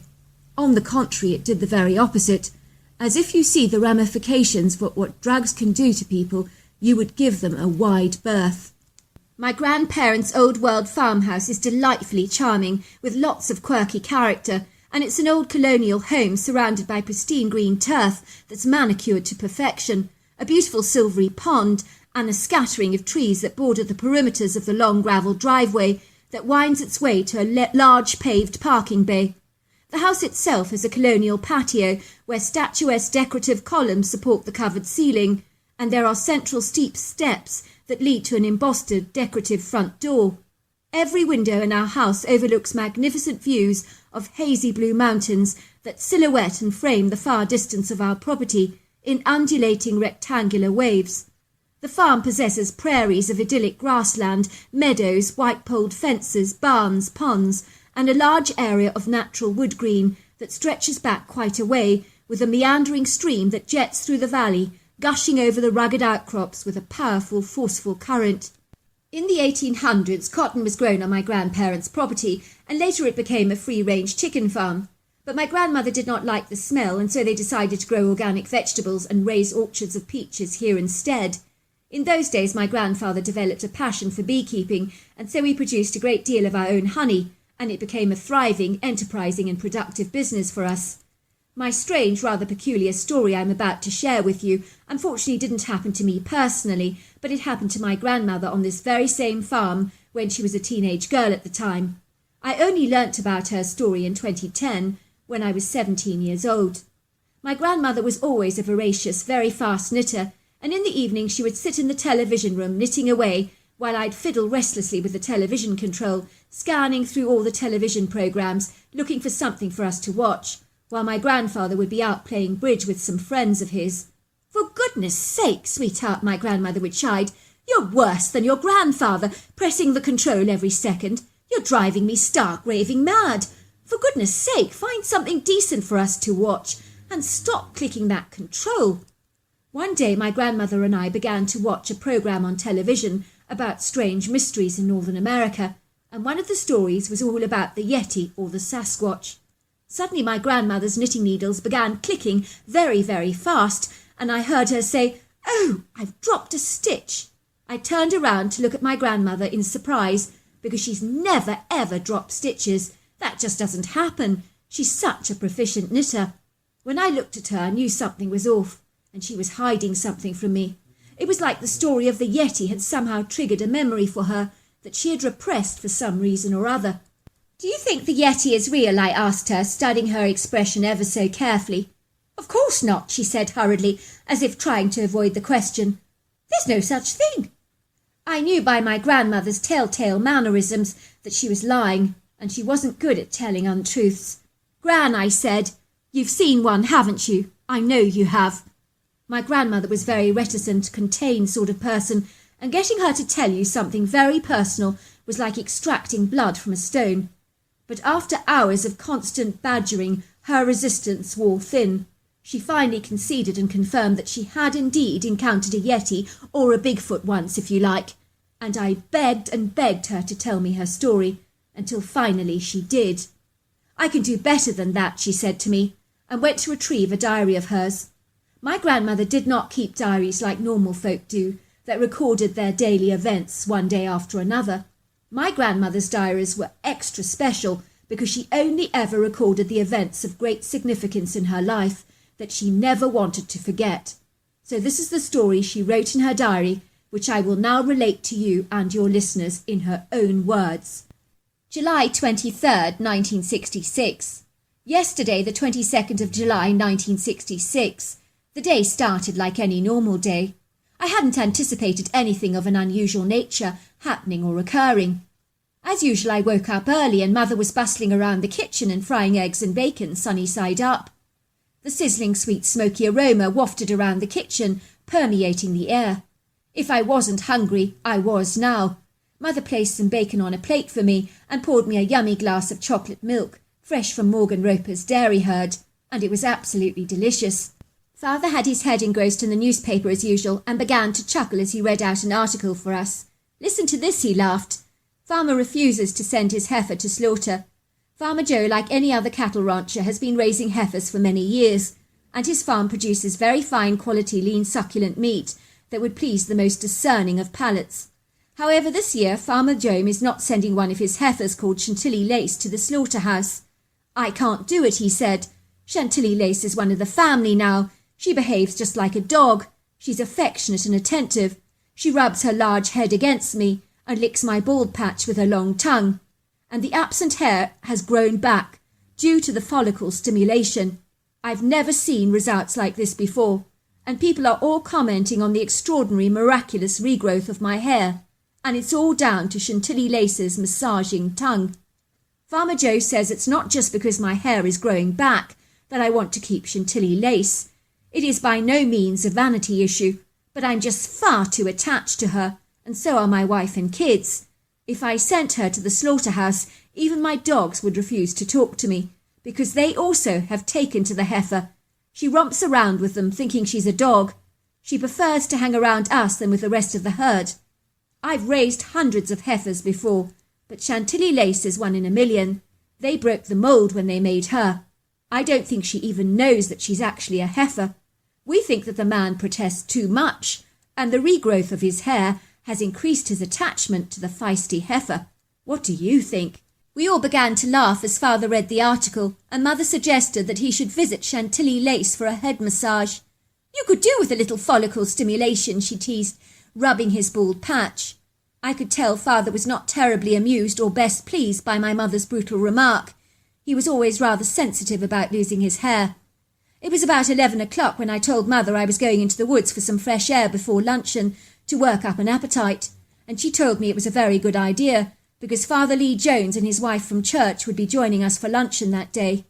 I was bitterly disappointed because Father Lee is such a talkative person who always speaks in a monotone voice and reminds me of a droning lawnmower that just won't shut up.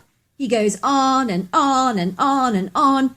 As for his wife, I don't believe I've ever heard her say anything beyond, "Yes, dear." I think she's positively the most boring person that I've ever had the pleasure to meet. Why Mother keeps inviting them both over for lunch, goodness only knows. Maybe she wants a part in the church choir and is buttering him up. I wouldn't put anything past her. As I was meditating upon the tedium of lunch spent with that boring couple, I did determine that the woods had become very quiet. Even the trees failed to sway and rustle against the gentle breeze. The birdsong in the valley was not audible to my ears. I could hear the sound of the gushing stream meandering through the woods as the jets of boisterous water cascaded against the rocky outcrops. On this occasion it seemed louder than usual, possibly because everything else was airily still and very quiet. I did think it was decidedly odd, but I pondered no further upon the matter. I did, however, detect a musty smell in the woods that smelt like a damp towel or wet dog, so to speak, that had gone rather rank and mouldy. Suddenly I heard a snapping and huge screaming sound, unlike anything I've heard before. I knew immediately that one of Armstrong's illegal bear traps had gone off. Father has warned Armstrong time and time again that if he makes any more of those horrible homemade contraptions, that there will be hell to pay. I honestly don't know why my father did not get rid of the manic, insane Armstrong an awfully long time ago.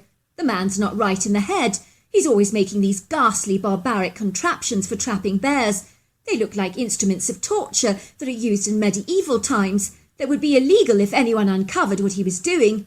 he'd get into so much trouble.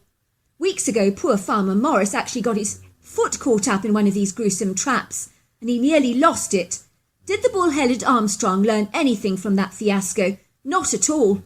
On the contrary, he continues to invent more and more of these ghastly, insidious and grotesquely evil traps. If I didn't know any better, I'd hasten to say that the man rather enjoys the savage and brutal way that he traps animals, which in my opinion is heinous and cruel. Hearing that horrible noise go off, I knew at once that someone was caught up in one of Armstrong's grievously evil traps. And whoever they were, it was most certainly not a bear. It sounded rather human-like.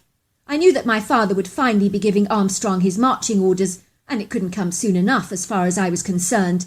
Even his own wife told me once she won't let her husband anywhere near their cat, because she can't trust him to be gentle with the thing. I decided I needed to help the individual, whoever they were, that was stuck in the trap, as I more or less knew how to take Armstrong's medieval traps apart. Nothing on God's earth was to prepare me for what I was about to see.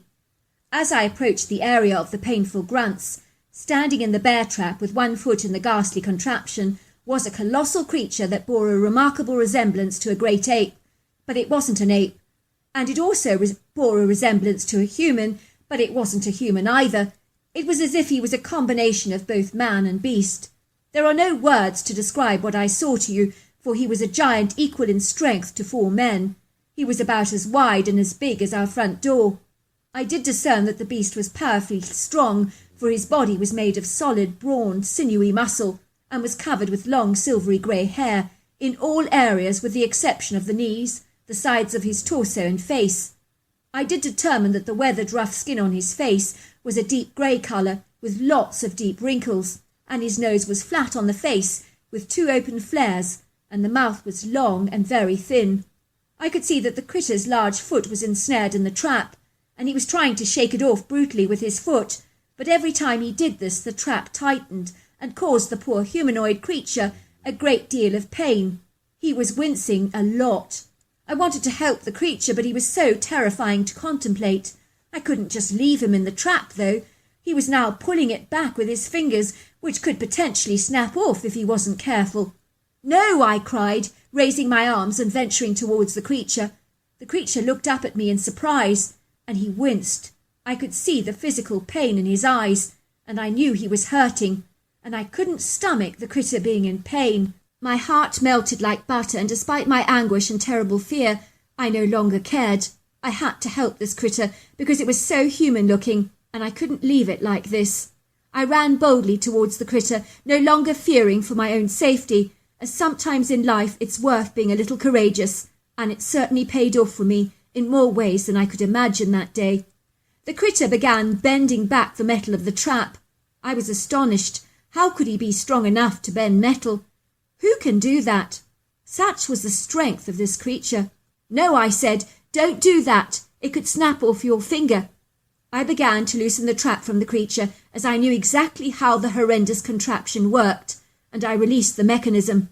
The creature finally loosened its foot and stared at me in awe. I've never seen such a huge foot before, and it was actually bleeding quite badly. I felt very sorry for the creature. For a while the critter and I just stared at each other, and his golden eyes held my gaze for a very long time. His eyes expressed appreciation that I'd helped him, but also a very deep, gentle kindness that was so tangible I could feel it. He was definitely congenial and remarkably intelligent. I said to the creature, "Does it hurt?" And he looked at me with his beautiful warm eyes, and I melted like chocolate. I forgot that I was even afraid of him. He was scary and terrifying to perceive, based on his Herculean size and intimidating presence, yet his heart, I knew instinctively, was exceedingly good, and there was not even an ounce of malice in his demeanour. It was like the outer package did not correlate with his heart, for on the outside he was majestic, lofty and powerful like an apex predator, but the inside he was soft as a marshmallow. After a while the critter turned and indicated to me that he had to leave, and I watched him limping away. When I returned home for luncheon, I sat there in a dreamlike state, reliving my encounter with the marvellous creature, and wondering what on earth it was that he could be. I did not hear a word that the garrulous Father Lee had to say. I grinned at him and nodded, locked in my own fantasy world. Even my mother commented that I seemed less frustrated with Father Lee on this occasion, but she had no idea what was going on in my mind. If she had known, she would have been horrified. I told Father that I'd found Armstrong's homemade traps lying around the forest, and I was to find out there were others all equally as grievous and tortuous, hidden amidst the forest shrubbery. Father immediately dismissed him, and about time too. As I write this, I hope in my heart to see that extraordinary creature again, but I do not believe it is likely, but I know that I shall never ever forget him as long as I live. I shall not tell anybody what I've seen, and I highly doubt that if I did, they would even believe me. I will never forget his pyramid-shaped head, large shoulders and angular face, with the most beautiful eyes that I have ever beheld. P.S. Footnote. 5 days have passed since I last saw the creature, but my mother found several eagle feathers on our doorstep and wondered where on earth they'd come from. I took them from her at once, telling her they were for me, because I knew that they were. I can hardly believe that the creature brought me a gift. I'm so happy, because eagle feathers are a token of strength and power, and I shall definitely treasure them all my life. So there you are. That was my grandmother's personal story. I was to learn that she never saw the Bigfoot again, which was why she was so upset watching the documentary on the Yeti. She was very cross and incensed because the person talking about the Sasquatch kept claiming that they were all nasty, vicious, dangerous monsters. My grandmother vehemently believes that this is not the case. He was so kind, she protested, so kind. And his eyes, I'll never forget those eyes. They were beautiful. They're so misunderstood, she said. So there you are. That's my story. Thank you, Bernice, for that incredible story. That Armstrong guy sounds like a really insidious man. Honestly, doing that to trap an animal and cause them so much grievous pain, that really makes me mad to the stomach. But anyway, what an incredible story. Dear Sarah, and all your lovely listeners, the unorthodox houses in this green leafy neighbourhood in Washington state were clustered together rather tightly, like liberated nonconformist old friends, wearing their individuality proudly, like badges of honour. For many of the bohemian houses in this prepossessing street represented an illustrious period in our American history. In truth, it was almost as if they perceived in their own right that they could proudly boast in their pioneering individuality and uniqueness. For no two houses in this free-spirited, eclectic mix on the street bore any resemblance to the other, which was why many people chose to live in this richly diverse environment, especially artsy, creative types who chose to live in houses that reflected their quirky personalities and originality. It would seem the vibrant, rather beguiling mix of Victorian, Queen Anne, colonial, craftsman, ranch style, houses in circa 1950s and 70s blended in seamlessly with more modern architecture, so that old married new, as if weaved together through the fabric of time with one golden thread, and it really worked quite beautifully, giving the neighbourhood an awe-inspiring, interesting edge.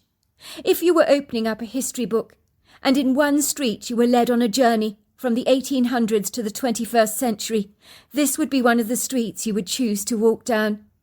If you ambled down the thick concrete paving slabs, under the generous canopy of the honey locust trees that framed either side of the asphalt road, you could study the different houses, like distinctive pieces of artwork in an art gallery, and truly appreciate their charm and eccentric characteristics that set the street apart from any other.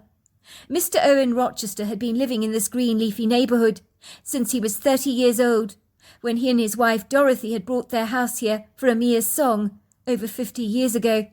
In those days it had seemed like a lot of money to exchange. Today people would describe such a purchase as costing mere peanuts. How times had changed. The Rochesters had taken a loan to pay off the house, and for a while they had struggled with the monthly instalments, but the sacrifice had been so worth their while. These days houses like the stunning, charming Queen Anne-style home that the Rochesters resided in would fetch a tidy fortune. Who knew that the roof over your heads would one day become your greatest investment?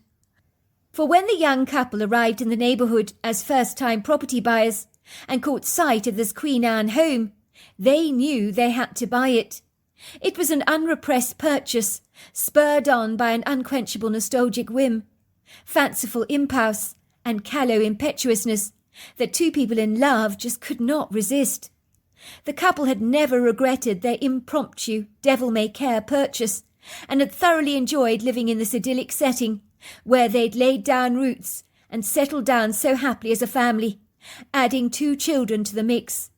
Indeed, over the extended period of time they'd lived together on this street, the elderly couple did not feel any different to how they'd felt 50 years ago. Well, not really. Mr. Rochester would admit that with advancing age, he was not quite as fit as he used to be in his younger years. His wife, Dorothy, complained tirelessly that her knees were causing her pain, and it was likely she might be needing knee surgery in the not-too-distant future. It would seem for the Rochesters time had slipped through their fingers like butter. But the telltale signs of the years could be easily seen on their weathered skins, where the road maps of wrinkles on their faces revealed 2 lives very well lived. Over the years they had witnessed firsthand the dynamics in their street shift, changing exponentially. It didn't look like the street it had been 50 years before. If anything, it was far more beautiful. So much had changed, as the towering trees had flourished, grown and matured, their roots settling comfortably into the ground, huge boughs reaching up into the skies with a lofty pride. It would seem people's yards had blossomed and flourished without restraint, from the sumptuous trees, exquisite rambling foliage, plants, shrubs, roses, perennial flowers and bushes that furnished people's yards so they looked as if they'd always belonged there, while houses on the street had been fastidiously renovated and painstakingly restored, with no expense spared, and brought back to their former glory, so they gleamed with an opulent resplendence. Yet despite all the obvious transformations over the years, one thing that had remained an ever-constant had been the big drawing card for the Rochesters all those years ago, which had prompted them to buy the property in the first place. It was a thick, luxurious thicket of national forest that fringed the houses on the right-hand side of the street, where Mr. Rochester and his wife, Dorothy, lived. The richly wooded area was protected land, open to the public with fabulous hiking and equestrian trails, alpine meadows, waterfalls and streams, and it always made the couple feel as if they were living in the countryside, with the benefits of suburbia only 20 minutes away by car, if the traffic was good, that is. Over the years, the Rochesters would simply open the door to their white wicker fence that fringed the backyard of their property, bordering the national forest. They could leave their house, enjoy the benefits of embarking on one of those fabulous woodland hiking trails the couple would do regularly, not only for the benefits of enhancing their fitness levels, but for the pure pleasure of exploring the luxurious forest with its towering Douglas firs, spruce, ponderosa pines, alpine flowers, shrubs and ferns. Such inspirational, invigorating, but leisurely trips soon became perennial events, and were only minutes away from their front door. "It's something about the trees," Dorothy had told her husband. "When I'm walking among the trees, all my troubles seem to fade away, like the dye in a pair of jeans, as if they don't matter at all. I then realise that in the grand scheme of things, anything I worry about is simply a blot on the landscape, and nothing more. If the birds of the air don't worry about where they will nest, or the squirrels don't worry about their stash of acorns for the next coming winter, who am I to worry about anything at all?" she would say. The couple had wistfully named their Queen Anne house Smashed Apple Cottage, owing to their small apple orchard in the back of the property, regularly frequented by hungry deer. It had been the ideal home to raise a family, and both the couple's children, Kimberly, now 53, and Reginald, 56, had long since left home, but both of the Rochesters' offspring had confessed that they had had enviable childhoods, for they had felt swathed by the loving arms of the natural world herself, but at the same time had not been deprived of the modern conveniences offered by suburbia. Both of the Rochesters' grown-up children were now living in Tacoma, Washington. They remained in touch with their parents regularly. Both of them had children of their own, so the Rochesters boasted 6 grandkids between the two of them. Owen Rochester described living on this street with a sumptuous yard that overlooked a large forest as like having acres and acres of land at the back of your property, superbly managed by someone else, so all the maintenance is not your responsibility, but you clandestinely felt it was an extension of your own property. Dorothy Rochester had been particularly fond of the deer that had regularly visited their backyard in the early morning and late evening, and had grown accustomed to them foraging under her apple trees for any of the dropped fruit in season. Let's just say over the years a plethora of eager new people had invested property on the street, paying ludicrously exorbitant prices to own one of these magnificent marvels, as many people were encapsulated by the charm that the street embodied, like a collage of different colours and textures that drew you right in, like a fish biting the end of a fisherman's line. Let's just say the national forest behind the houses was a big drawing card for nature lovers, so married couples, young families, elderly couples alike, now proudly owned property on this street. It was common to hear children's voices screaming happily as they rode their bicycles down the long grey ribbon of asphalt, tinkling their bicycle bells. Then you could observe people out and about, taking a leisurely morning stroll, or walking their dogs with or without a leash, depending on how well trained they actually were. Without a doubt, it was a peace-loving, friendly community, where people were on convivial terms with each other, and everyone knew who was who at a glance. On this particular morning, the street remained stoically still. The trees did not twitch, for there was no breeze blowing at all, but a soft congenial sunlight that belonged exclusively to this early spring morning had audaciously pushed the cold weather of former weeks aside with a firm, demanding grip.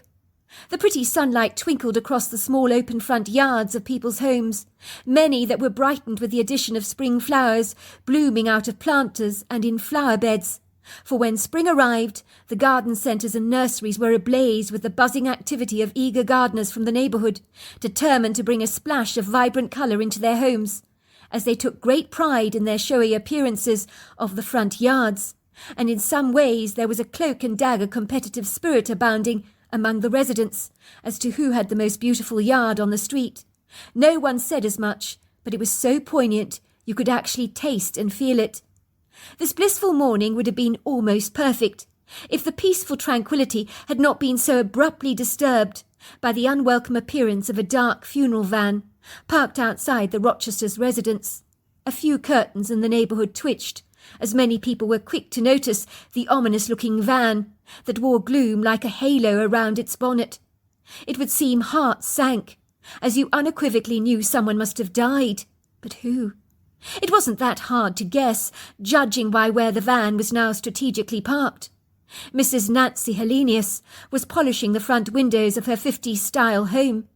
She lived in the property next door to the Rochesters, and had a bird's-eye view of their property. Over the years she had grown quite friendly with the Rochesters, so when she noticed the funeral van parked outside their property, her heart sank, and she feared the very worst. She found herself gripping the side of the window to steady herself. "Oh, my God, please, no," she said to herself, "not the Rochesters." Nancy took a deep breath, holding it in very tightly, almost as if she was diving under the water, to conserve her energy. She really wanted to pretend to herself she wasn't seeing this inauspicious van in her neighbourhood. It wasn't welcome here. Vans like that were not welcome here. Why didn't it go away and leave the residents of this street alone? Beleaguered, she watched the funeral van reverse in the driveway next door, with the bold gold sign written on its side which read, "Gates of Heaven Funeral Services." Please, she thought, if the gates of heaven looked like that van, I'd run a mile from the pearly gates. I'd be sure I was entering hell, not heaven. Two sombre, very serious-looking men, with melancholia written all over their faces, clad in very smart black suits, wheeled a gurney to the front door of the Queen Anne residence. That was when Nancy saw the tall 6-foot silhouette of Owen Rochester, who would normally stand erect like a straight pencil in the doorway. But today he was like a twisted tree, hunched over. He gestured for the men to come into the house. His face was ashen. His eyes seemed to look vacant, like empty hollows. Poor man, thought Nancy. Poor, poor man.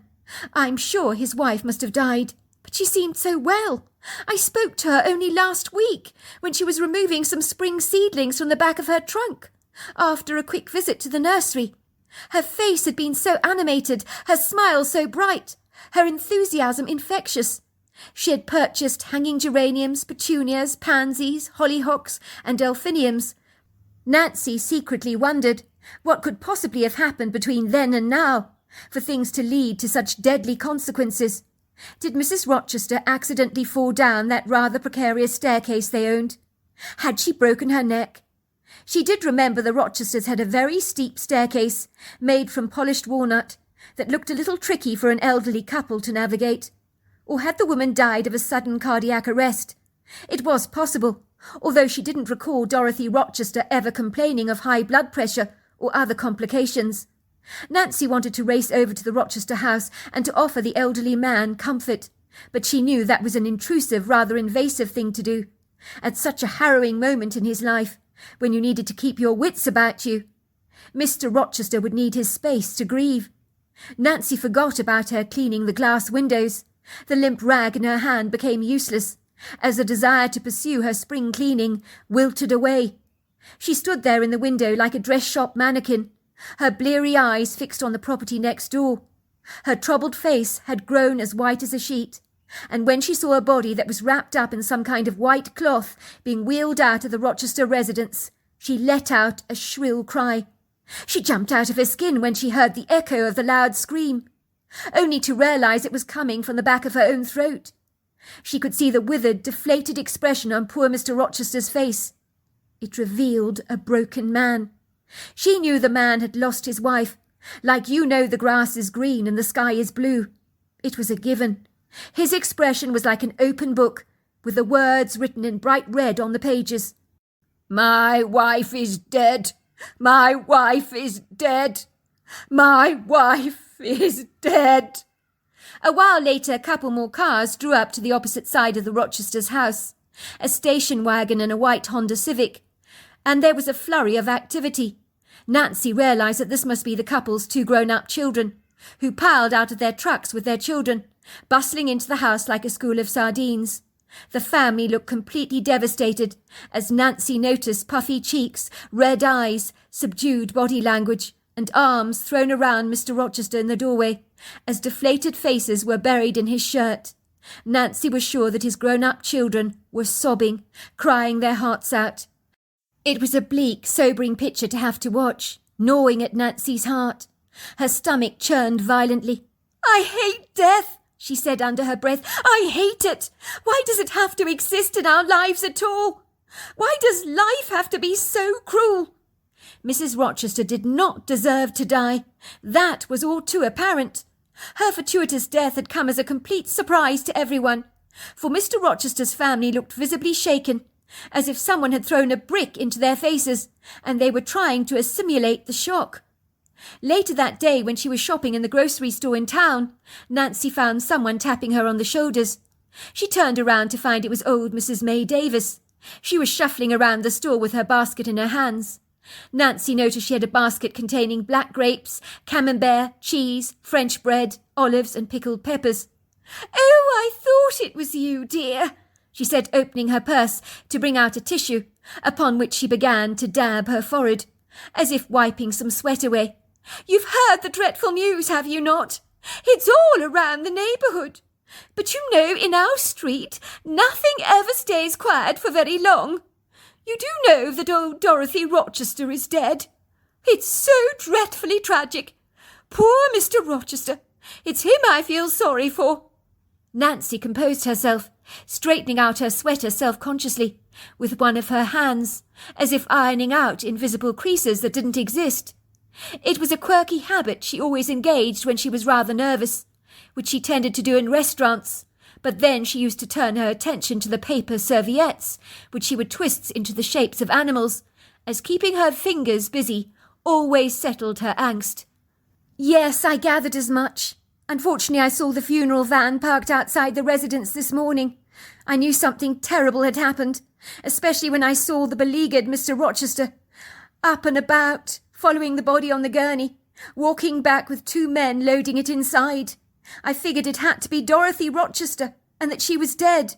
It came as a dreadful shock to me. I only saw her last week, you know. She was telling me all about the seedlings she was putting out for spring.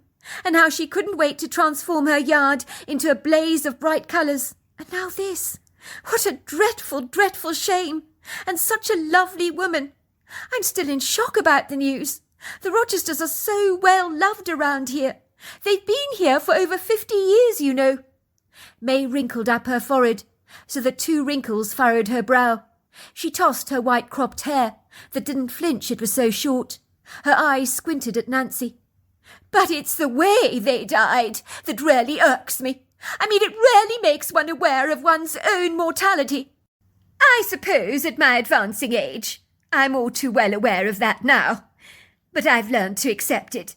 But dying that way, and out of the blue like this, with no advanced warning, it's not easy to get my head around.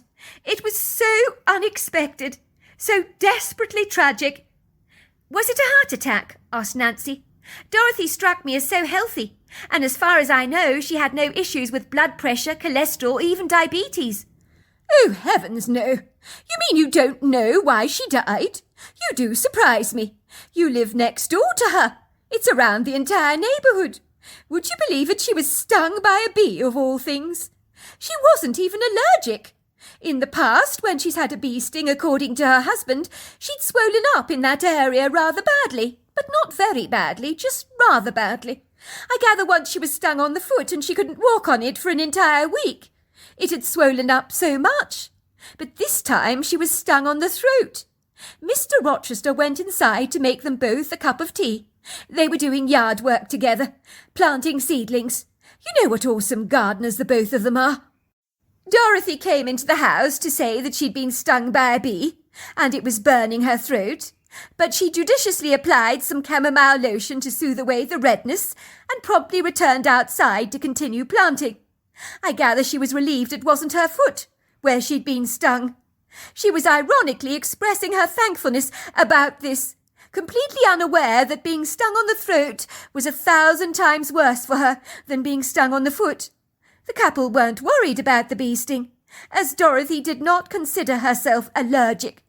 I gather she went off into the yard to attend to the seedlings in their vegetable patch.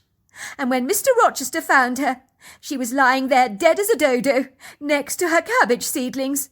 It would seem her face and throat had swollen up so badly, constricting her airways, she couldn't breathe. I'm not sure why she didn't rush back to the house to get help, but she didn't. I guess she must have felt as if she was being suffocated, poor woman. Maybe she panicked. That's my theory. When you panic, you don't think straight, do you? I guess not. This is dreadful. What an incredulous story. Who knew a bee sting could cause so many complications? And to think there are people out there receiving bee sting therapies for various conditions like multiple sclerosis. Really? Said Mrs. Davis, arching her drawn-on brow. You do surprise me. Then again, nothing surprises me any more. Aren't some people incredibly odd? And I mean odd. I can't get over this vainglorious, egotistical generation. You know, wanting to upholster themselves with butt implants that are so large you could balance a teacup on your derriere. And what's sexy about that, I ask you? Goldfish lips that need liposuction? Breast implants that would make Dolly Parton blush and keep you alive in a shootout? And Botox that can make you look like a lizard, with a face so desperately tight that you have no expression whatsoever on your face. Goodness knows what else. I mean, these days, growing old gracefully has been thrown out with the dirty bathwater. No one wants to do it. The cosmetic industry, I gather, is worth billions. Do you know, my granddaughter told me there's a vampire facial available. Apparently they inject blood from your arms into your face for a younger-looking complexion. And there's a mask that contains bird poop that people pay big bucks to put on their face. When my granddaughter was 12 years old, she climbed the roof to collect the bird droppings to put on her face as a mask. My daughter was absolutely mortified. And now you tell me bee stings are in fashion for a therapy. Hundreds of those stingers being plunged into your skin. Are you kidding me? One is more than enough. What is wrong with people, I ask you? I'd never have multiple bee stings as a therapy. It sounds preposterously insane. Anyway, I'm going off topic here, aren't I? More to the point, it's Mr. Rochester I'm worried about. He and his wife have been inseparable for years. They're like a pair of magnificent shoes that simply must be worn together. When the right shoe is gone, the other shoe loses its ability to function. They need to be a pair. It's like that for so many married couples who finish each other's sentences and know what the other is thinking. The Rochesters are like that. The worst thing about Mrs. Rochester's fortuitous death is that no one saw this coming. And in some ways, those have got to be the worst deaths of all. You can't say goodbye, can you?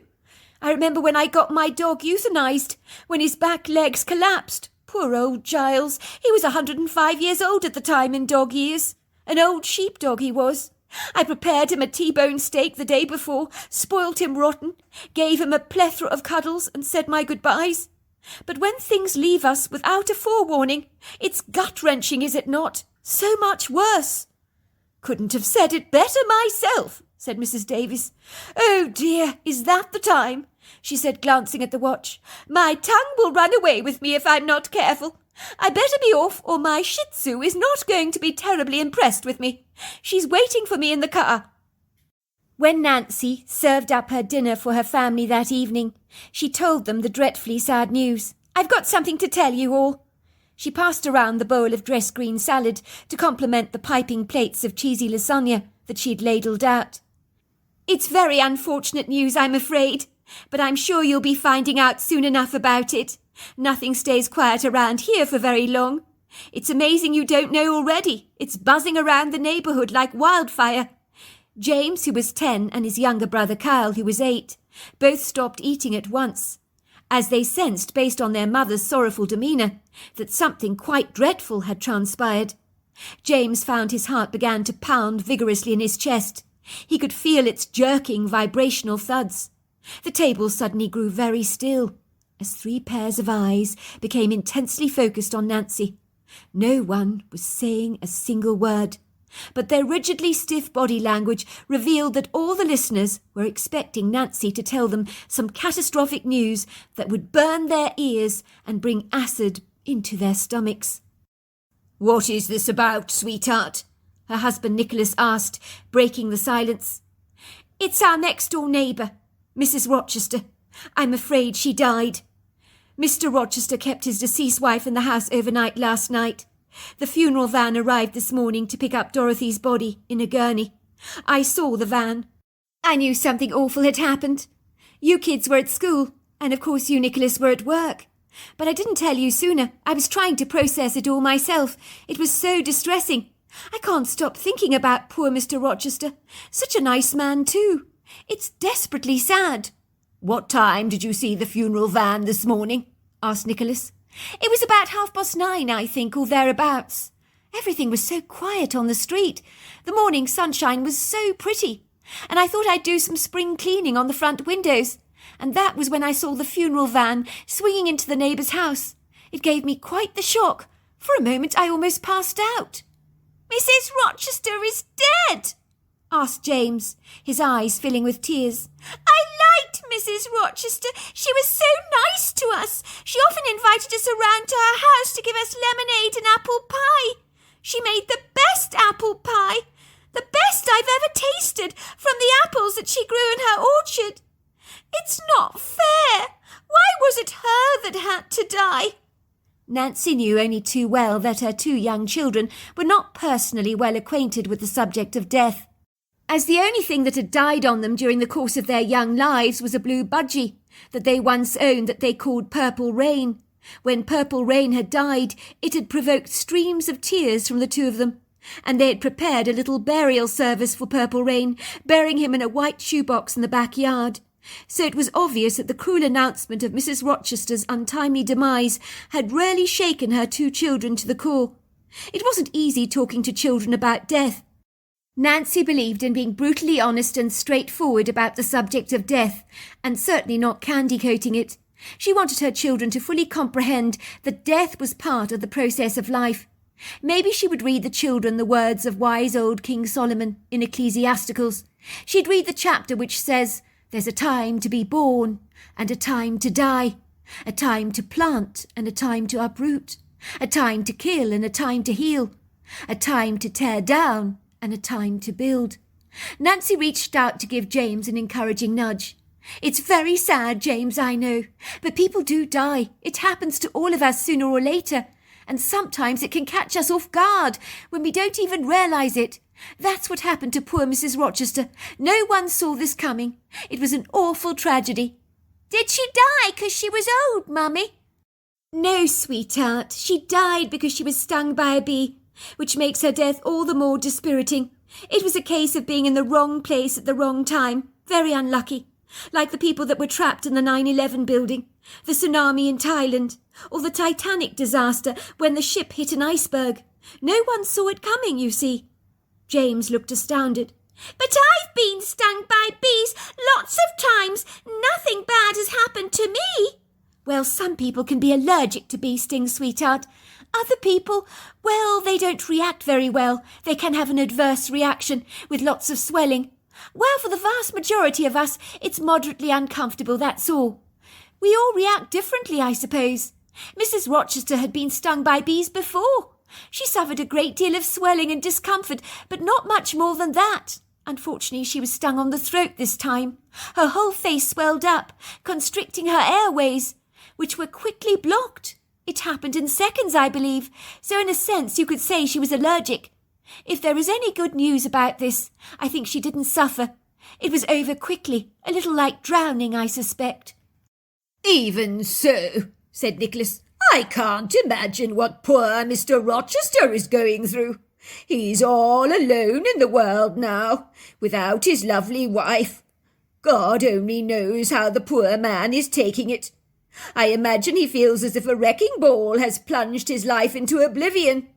I don't know how I would feel if the tables were turned.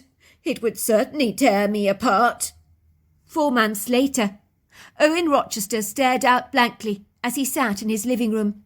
His heart felt deflated and tired, like some of the worn-out seedlings in the flower pots and flower beds outside his Queen Anne house that his wife had so diligently planted that he had failed to water. They looked how he felt, desperately sad, beleaguered. The living-room window overlooked the street, and Owen could watch the comings and goings of the locals. He saw old Mrs. May Davis trudging down the street with her white Shih Tzu at the end of the lead. He knew the dignified, eccentric old woman had lost her husband 5 years ago, but she looked like she was conquering life quite masterfully. Why could he not do that? Why was it so hard to pick up the pieces of his own life that had been sloughed like the paper in a shredder? Maybe he should get a dog from the rescue centre, one as old and tired as he was, he thought. Another living soul in the house might help break up the monotony of his mundane life, and sharing it with an old dog would keep them both in good company. The kind of dog no one else would want, or even dare pick up at the centre because of his age, that would lightly be euthanized. That would be the kind of dog he'd like to save. If he couldn't save his wife, he'd save an old dog, he thought. He'd been hearing the neighbours' kids a lot recently, little James and Kyle, who had loved his wife's apple pie. They wouldn't be popping over for tea again any time soon, he thought. That was now a wistful, nostalgic memory from the past that would never, ever be repeated again. Owen could not remember the last time he had genuinely smiled. He had attempted to at the funeral, of course, as he tried to put on a brave, positive face. But none of those robotic smiles had reached his eyes. After Dorothy's fortuitous death, the house had become so desperately silent. The only noise came from the walnut grandfather clock in the hall, sounding every hour, and now its clanging noise was so pronounced it had almost scared him half to death. When Dorothy was around, it had not been so obtrusive. Indeed, a couple of times when it pierced the silence so abruptly, he'd almost jumped out of his skin. Owen realised that losing his wife was the most catastrophic thing that had happened in his life. The funeral had been a small family affair, and for a few days his daughter had moved into the house to help him get over his grief. But how could you ever get over losing your wife? "It'll get better, Dad, I promise," his daughter Kimberly had told him. "There are a lot of people who live alone, you know. Do you know they say in the next generation more than 40% of women will not be married? That's what the stats say. So people are going to have to get used to living alone. If you involve yourself in community events like bowling or golf, you might meet people like yourself. You need to make an effort to be more social, Dad, now that Mummy's not around. That's what she'd want you to do." His well-meaning daughter had been so kind to him, as had so many sincerely considerate people in the neighbourhood, who had dropped by, inquired after him graciously, expressed their extreme regret and sadness over Dorothy's passing, and made him countless casseroles by the truckload. Their generosity had been incredibly touching. After the funeral, life had returned to normal, only it would never be normal again. Without his wife at his side, his life had become vacuously hollow. It had lost all its meaning. The worst thing of all, Owen had promptly decided, was the very fact that he was no longer number one in somebody else's life, as he had been Dorothy's number one, and she had been his. Let's just say his family members all had lives of their own, so he was now truly alone in the world, and the insufferable solitude he felt seemed to strangle his hope like a boa constrictor, squeezing the very life out of everything. It was very difficult for Owen to get out of bed in the morning these days, and over the last month he'd not left his house at all. His truck remained stoically parked in the carport and was gathering a plethora of dust that was so bad you could actually write your name in it. The tenacious grass in his yard was growing longer, week by week. Weeds were audaciously sprouting through the white gravel paths, and as for the summer seedlings his wife had painstakingly planted, they would already be dead if it hadn't been for all the rain they enjoyed of late. One of the blessings of living in Washington state, you could say. Owen noticed his clothes hung on him like loose rags. The last time he'd been this skinny was when he was 18 years old, but he had acquired his long-desired waistline by merely not eating, as trips to the local grocery store no longer seemed a priority in his life, and his large appetite had dwindled away into nothing. "I'm probably depressed," he told himself, as he glanced at his emaciated, sunken reflection in the mirror. When he'd been married to Dorothy, he'd always made sure he was cleanly shaved, and his full head of white hair that framed his square jawline was trimmed to perfection, but not any more. When he looked in the mirror, his face looked thin. His gaunt cheeks were all but sunken hollows, his lugubrious eyes buried behind deep recesses, and his normally perfectly shaved skin now supported a wispy white beard. And if that wasn't bad enough, his hair seemed to have become untamed and wild, hanging around his face in limp, lifeless locks that were begging for a hairdresser's kindly hands to tidy them up.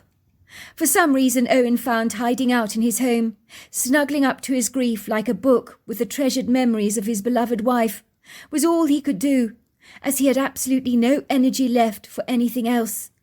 He was permanently exhausted, completely drained. Everything these days had become a tireless, monumental effort, a laborious struggle, a mission. He found himself whiling away the long, lonely hours, going through treasured albums of nostalgic photographs, watching family videos of happier days. He was cocooned in the silken trappings of his grief, like a fly ensnared in a spider's web. Owen felt safe, very secure, in the confines of his home, a private, blissful sanctuary where he could stay close to his memories and rekindle them at a moment's notice, like a video you might watch again and again and again. Owen took himself away on old family vacations and trips abroad, reliving every single poignant moment, so vividly in his mind, as if he'd boarded a time machine and rolled the clock steadily backwards, to treasured times that he remembered so well. Sometimes his visions were so real, he could almost feel the cold sea water rushing over his toes, when his wife had been with him on that Florida beach. He could remember the coin he'd thrown in the Trevi fountain in Italy, and the exquisite trip to the island of Capri, surrounded by the shimmering turquoise waters of the ocean. He recalled walking down the Champs-Élysées in Paris and buying some baguette from the baker. He and his wife had strolled down the street without a care in the world, hand in hand, chewing this French bread. He could taste its fresh, crisp flavour in his mouth. You didn't get bread like that anywhere else in the world. It was getting easier and easier to remain in his house during the day, hiding from the prying, intrusive eyes of nosy neighbours. He knew what people were thinking if they saw him in the street. "There goes poor old Mr. Rochester, who lost his wife recently." The old man did not want to be the object of other people's pity. Let's just say in a neighbourhood where the residents are very house-proud, priding themselves in their pretty displays of summer flowers and mowing their lawns religiously. It didn't escape people's attention that the normally fastidious Owen Rochester, whom at one time boasted one of the finest houses and yards in the entire street, had left everything to rack and ruin, as if he no longer cared about his Queen Anne home any more. The house undoubtedly reflected his lugubrious melancholia. At one point the exquisite Queen Anne-style house, set in the middle of the street, had demanded so much attention and admiration, but in the spate of the summer the house had lost its magical allure. It looked desolate, lonely, unkept, dishevelled, with knee-high grass that was showcasing some very ugly-looking weeds, with jagged, thorny edges. The once neat hedges framing the flower beds looked like Owen's own hair, badly in need of a good trim. And some of the flowers had wilted, were being taken over by still more rambunctious weeds and creepers that tangled the pretty summer displays of flowers with their looped tentacles, choking and strangling the very life out of them.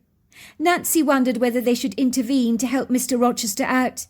"I think he's having a hard time of it," she told her husband. "I mean, the poor man is in his 80s, and since his wife has died, his yard has become derelict, untamed, very neglected. I think it would be a neighbourly thing to go and lend a hand, mow his lawn for him, trim his hedges, perhaps water the flowers and do some heavy-duty weeding for him. Some of those weeds have become quite horrendous. Mr. Rochester was so proud of his yard. Look at it now. It's a complete mess. It's so unsightly. Poor Mrs. Rochester. If she were around today, it would break her heart to see such shambles and chaos and such disarray in her yard. She was so proud of those flower beds of hers." "I'm not sure it's a very good idea to interfere," her husband had said. "I mean, if we go over there and attend to his yard, he might never do anything for himself again. It'll discourage him from making an effort himself. It would do him good to get out into the fresh air and attend to his yard. It might be the very push he needs to snap him out of his grief. The man needs to keep himself busy. Otherwise he'll end up very much the same way as his wife. People can die of a broken heart, you know. We're not going to help him by doing his garden for him." "I'm not sure you're right," said Nancy. "What harm could it do to lend a helping hand while the man is down?" It was Nancy's 10-year-old son, James, who had become exceedingly worried about the old man's state of health, as over the last couple of years he'd seen the old man attending to his yard fastidiously and waving to him from the front yard as James rode past in a bicycle. "Hello there, young James," Mr. Rochester would call out, giving him a broad smile. "Hello, Mr. Rochester," he'd shout out. But these days he never saw Mr. Rochester. Indeed, over the last month there hadn't even been a sighting of his old friend, and James was exceedingly worried. One day in the late afternoon he snuck out of the family house and walked up the white gravel path, overtaken now by weeds, towards the front door of Mr. Rochester's property. He was appalled by the state of the yard that had become a rambling, overgrown thicket. He knocked on the door, but there was no answer, and he noticed when he peeked through the letterbox in the door that the entrance hall was littered with an accumulation of post that had not been touched for what seemed like weeks. James banged on the windows and doors, his knocks calling out the old man's name. "Mr. Rochester! Mr. Rochester! Are you in there, Mr. Rochester? Mr. Rochester! I just want to know if you're all right. Mr. Rochester!" There was no answer, and he felt a dreadful sense of foreboding overcome him. Supposing Mr. Rochester was dead, he thought. "I need to check on him to see he's all right." James managed to squirrel through a back window he found to the rear of the property, and began wiggling his small body over the bar that had been bent back. He landed nimbly on what appeared to be a washing machine. He must be in the laundry room. There were shelves lined with washing powder and plastic linen baskets, and there was an artificial lavender smell coming from the boxes of washing powder. James knew his mother would be terribly affronted with him for breaking into Mr. Rochester's house like this, but his instincts drove him forwards as he stealthily moved through the extensive rooms of the property, like a black panther in pursuit of his prey. He didn't know why he was tiptoeing around so furtively. but it seemed like the right thing to do in the circumstances, as after all, that's what you did when you broke into someone's house. He knew he was trespassing, and you could get into big trouble for that. But James also wisely discerned that he had to check up on the old man. If he didn't, he wouldn't be able to sleep tonight. He'd be worrying so much. He knew in his gut that something was terribly wrong. It would seem his compellingly persuasive instincts governed his grudging reluctance, egging him ever forwards, as a little effacious voice whispered in his ears, "You must check up on him. You must." The once luxurious house interiors, where no expense appeared to have been spared, were now in a messy disarray, with papers haphazardly strewn all over the place, and dust bespeckling the once magnificent walnut and oakwood Queen Anne-style antiques, looked like any other random piece of furniture now, with their glorious intricate carving and wood grain, so rudely obscured by an unsightly sticky coating of dust. The air was also so dusty and congested, compounded further by a sour smell that permeated the room, a smell of sweat and urine, he thought. It was really quite pungent and offensive. James was terribly afraid of what he was to discover. His heart tightened in his chest, almost as if he was holding his breath. His fists clenched tightly, and his stomach seemed to be fluttering like a butterfly colony. It was when he circumspectively entered the front room, with a squeamish unwillingness, that he felt the overwhelming need to get out of this place, as the oppressively claustrophobic room, with its rank sour odour, appeared to be closing in on him, and James felt that he couldn't breathe, but his doubts were valiantly conquered by the hard drive of a powerful determination that doggedly refused to give up on the old man. The large congenial box windows of this front room that overlooked the pretty views of the street were covered by the sweeping stretch of long velvety cream fabric that had been fastidiously drawn, but a tiny revealing crack of light impertinently poked through the curtain, like an intrusive prying eye, which seemed to magnanimously soften the coffee-coloured darkness of the room. That was when James stopped dead in his tracks. He could see that old Mr. Rochester was sitting there on the sofa, stoically still. He looked like a pale mannequin that was waiting for a brush of colour from an artist to turn its ghost-like silhouette into a believable, lifelike doll. No breath appeared to emanate from his lips. There appeared to be no rise or fall of the chest. "Oh, my God!" he thought, cupping his hands over his mouth. "Mr. Rochester is dead! Poor Mr. Rochester is dead!" He wanted to scream and run away as fast as he possibly could, but no words easily tumbled out of his mouth. His body seemed locked in a rigidly stiff position, as if frozen to the spot. James stared at the dishevelled, forlorn, beleaguered state of the old man, a mere shadow of what he'd once been. Mr. Rochester's melancholic face was so sunken in, his cheeks hollow. The crestfallen skin clung to his face like an opaque but papery body stocking. He looked like some of the woeful, faded, inscrutable pictures James had seen of the anguish-starved people from the Holocaust, with their vacuously vacant stares and deadpan expressionless faces. James thought that Mr. Rochester was dead. He had to be. He stood there staring at Mr. Rochester, dread soaring through his soul on the wings of an eagle, riding the storm clouds of trepidation, uncertainty. "Go away! Run!" screamed a voice inside him, but James refused to listen to its pathetic whimpering wails. Slowly, with a cautious reluctance and a vacillating hesitancy, he crept steadily forward, poking Mr. Rochester in the shoulder, and when two eyes suddenly popped open, James finally let out a shrill scream, as the sudden jerking movements of Mr. Rochester's closed eyes suddenly opening had scared him half to death. "I'm sorry, Mr. Rochester. I was just so terribly worried about you. I was knocking outside for ages, banging on windows, calling your name, but you didn't respond. And I noticed that your post had piled up in the entrance hall. I knew I had to check on you to see that you were all right. So I'm sorry, but I climbed through your laundry window. I know it's wrong, but please don't be angry with me." "Why don't you mind your own business and leave me alone?" "I'm sorry, Mr. Rochester, about your wife's death. I really am. I liked her, Mr. Rochester. She made the best apple pie in the whole wide world. I miss it an awful lot. I miss the both of you." The old man seemed to suddenly soften. His eyes glinted with tears. "She did, didn't she? I miss that apple pie too, young man. It was quite the most delicious apple pie I've ever tasted. No one made it quite like my wife." "The best," said James. "The very best." He studied Mr. Rochester more closely. He was wearing pyjamas and slippers, and had covered himself with a blanket, and his fragile skin looked like crepe paper. James was sure the acrid vinegary smell in the house came from Mr. Rochester himself. He probably hadn't had a bath in a very long time.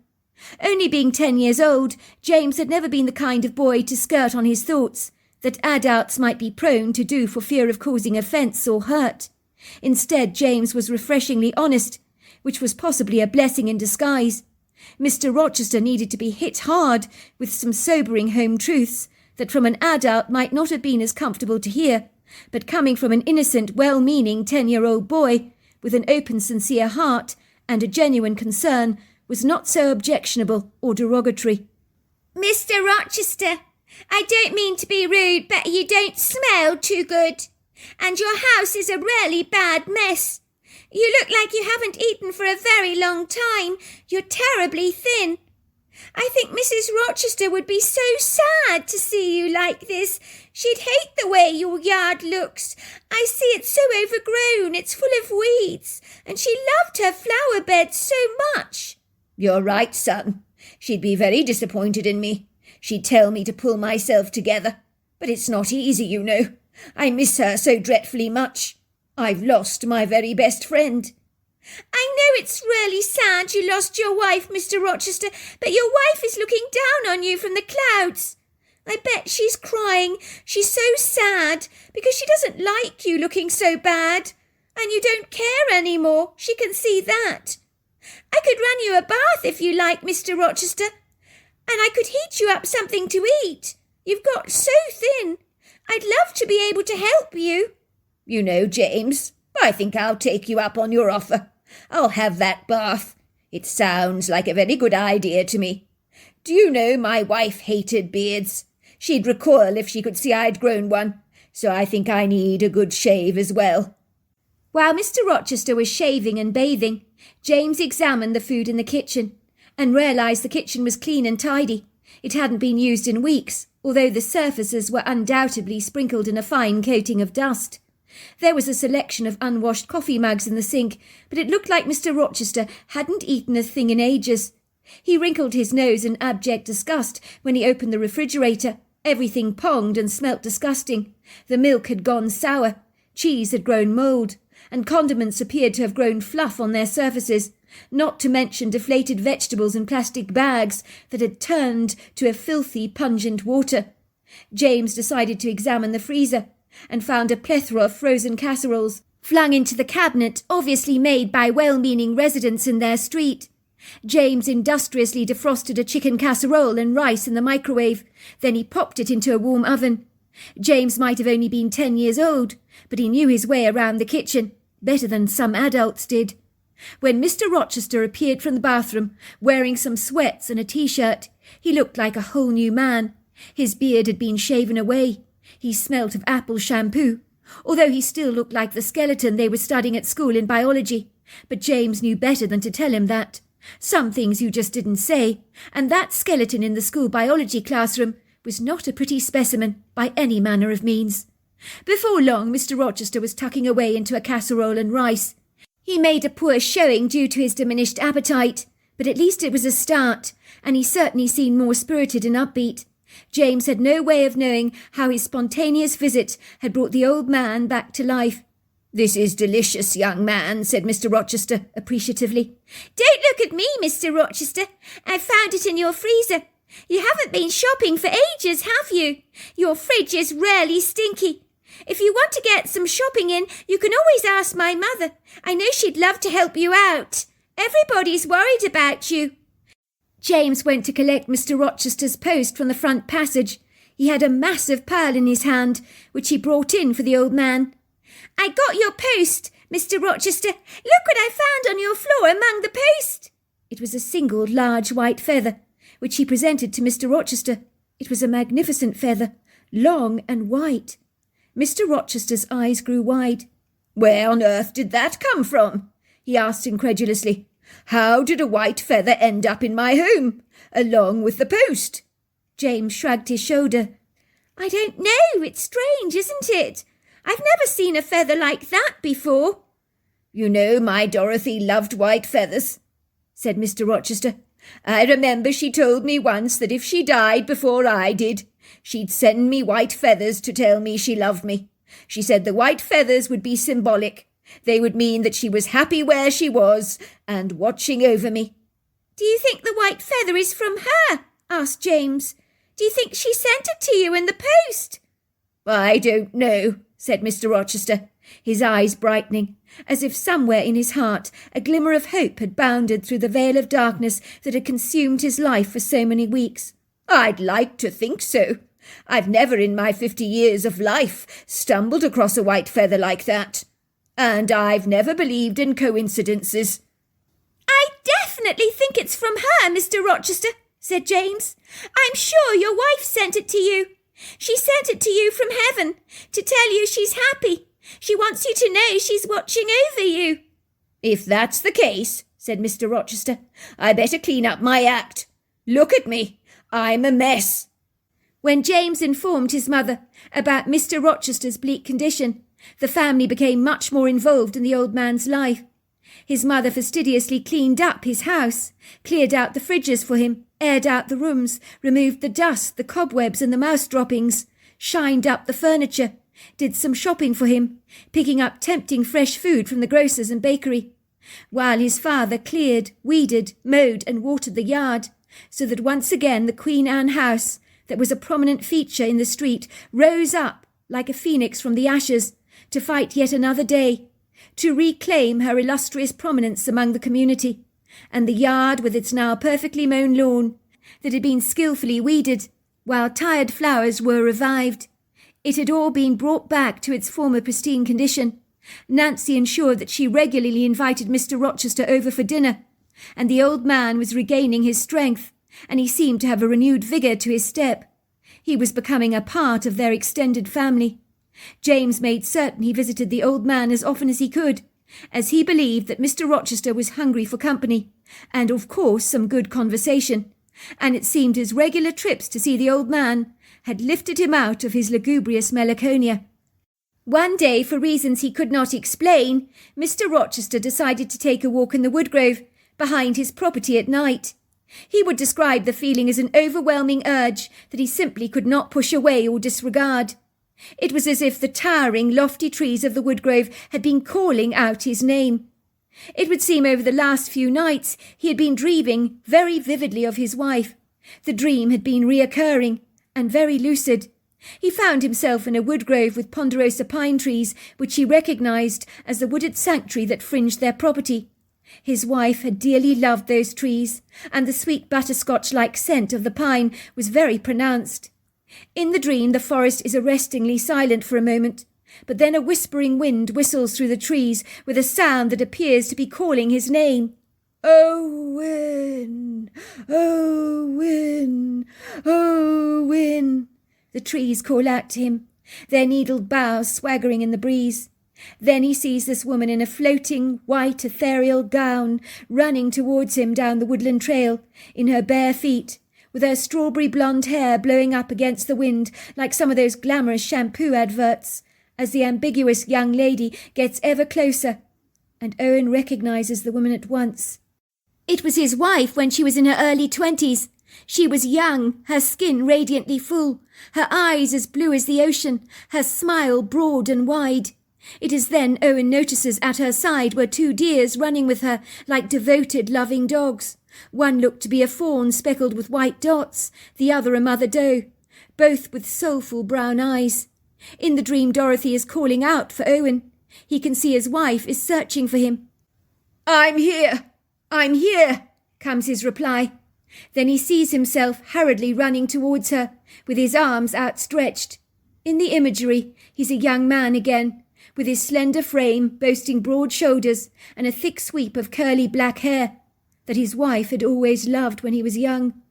Dorothy's face lights up when she sees him, and with her hands outstretched she hands him a white feather, with a big smile on her face, and then Mr. Rochester sees her running back into the woodgrove with the deers bounding buoyantly at her side, until she's all but a speck on the horizon.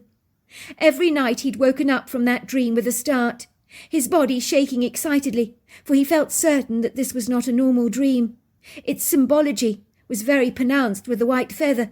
It meant something, and this dream was so lucidly vivid that he couldn't discard it as meaningless. For a moment, without a shadow of a doubt, he had tangibly felt his wife's presence. He knew that never once in the 80 years of his life had he ever experienced dreams quite so arrestingly profound as this, that sent goosebumps trailing down his arms. It was on this night that the woodgrove behind his home seemed to be calling him. He had never ever once in his life visited the woodgrove at night, but after his profound dreams he felt he needed to take a walk. Perhaps it was the images of his wife running down the woodland trail that made him feel a sense of being close to her, as he had experienced in that dream. He wanted to feel it all over again. Owen fumbled around in his cupboards to find the head torch, and then he put on his walking boots and his windbreaker. He trudged through the backyard to the white wicker fence, which, when he pushed open, protested with a loud creak. There was a cool breeze blowing, which whipped against his face, nudging his skin with icy fingers. The summer had been confiscated by the swift arrival of autumn, and the temperatures were beginning to dip. And without his windbreaker on, Owen knew he'd feel the cold, especially with his substantial weight loss, which meant he didn't have sufficient padding to keep the formidable elements at bay. There was a pleasing moonlight on this night, casting her auspicious prisms of pearly light across the yard, while the dusky canopy glittered with the sparkling diamonds of the stars. As Owen Rochester proceeded down the woodland trail, he was greeted to the fragrant smell of the ponderosa pine, and of course the moss, which was significantly more pronounced at night. He was happily serenaded by the reassuring trills of the crickets and frogs. The forest was so different at night. In all James' 80 years of life, he'd never taken a walk like this before, so it was an adventure of note that he was unlikely to ever forget. His heavy boots snapped forest debris, pine needles, twigs, and dry autumn leaves from some of the oak trees. There was a spooky, mysterious, outer-worldly intrigue to the night, as the skyscraper-like trees became all but enigmatic vague silhouettes, where their definitive details, seen during the day, seemed scratched away under a dense tenebrific veil of obscurity, like the black crayon scribbled over a kid's drawing, to hide what it looks like underneath. The whistling wind blew through the trees. It unleashed a disturbingly low moaning sound, and as the needled boughs jiggled, it looked as if the trees themselves were shuddering nervously. For James, the pretentious mood of the forest at this time of night was a little unsettling, especially when some parts of the forest were so densely packed with trees that blocked out much of the moonlight. Despite Owen's reservations and insecurities about being alone on this woodland trail, it seemed right to be here, for reasons he could not exactly explain. In a trice his heart almost skipped a beat, when a pair of bright yellow eyes, two rounded dots in the darkness, stared back at him and then hurriedly scurried away. It was a fox, who was less than pleased to make his acquaintance. Then he saw three pairs of silvery grey eyes that on seeing him scampered away as fast as greased lightning. Owen realised they must be deer. No one seemed terribly enamoured to see him tonight. He could hear the hoots of owls and the distant howls of coyotes, but he ambled ever forwards, getting into the swing of things, and finding himself invigorated by walking at this late time. A brief glance at his watch confirmed it was 11 at night, close to the witching hour.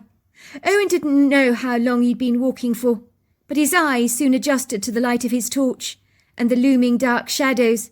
But then in a trice his confidence waned, as he had the overwhelming sense that something or someone was watching him.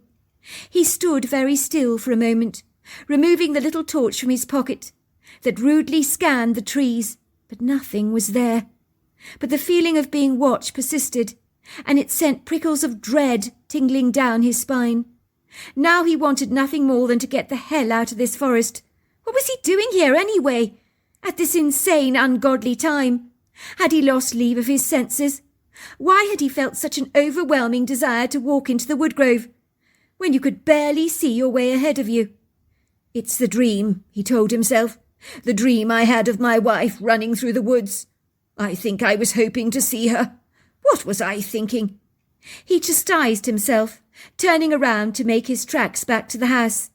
The urgency of his boots increased their pace, and that was when he knew beyond a shadow of a doubt that he was being stalked, and whoever was following him was walking on 2 feet with a heavy footfall. This individual had already let out a deep guttural cough a couple of times. If there was a man following him, hiding in the dark shadows, no good could come from this.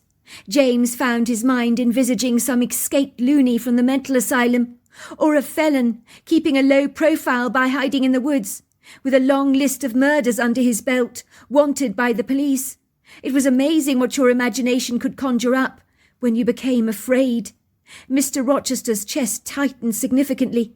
It felt as if his heart was being squeezed, and he could barely breathe.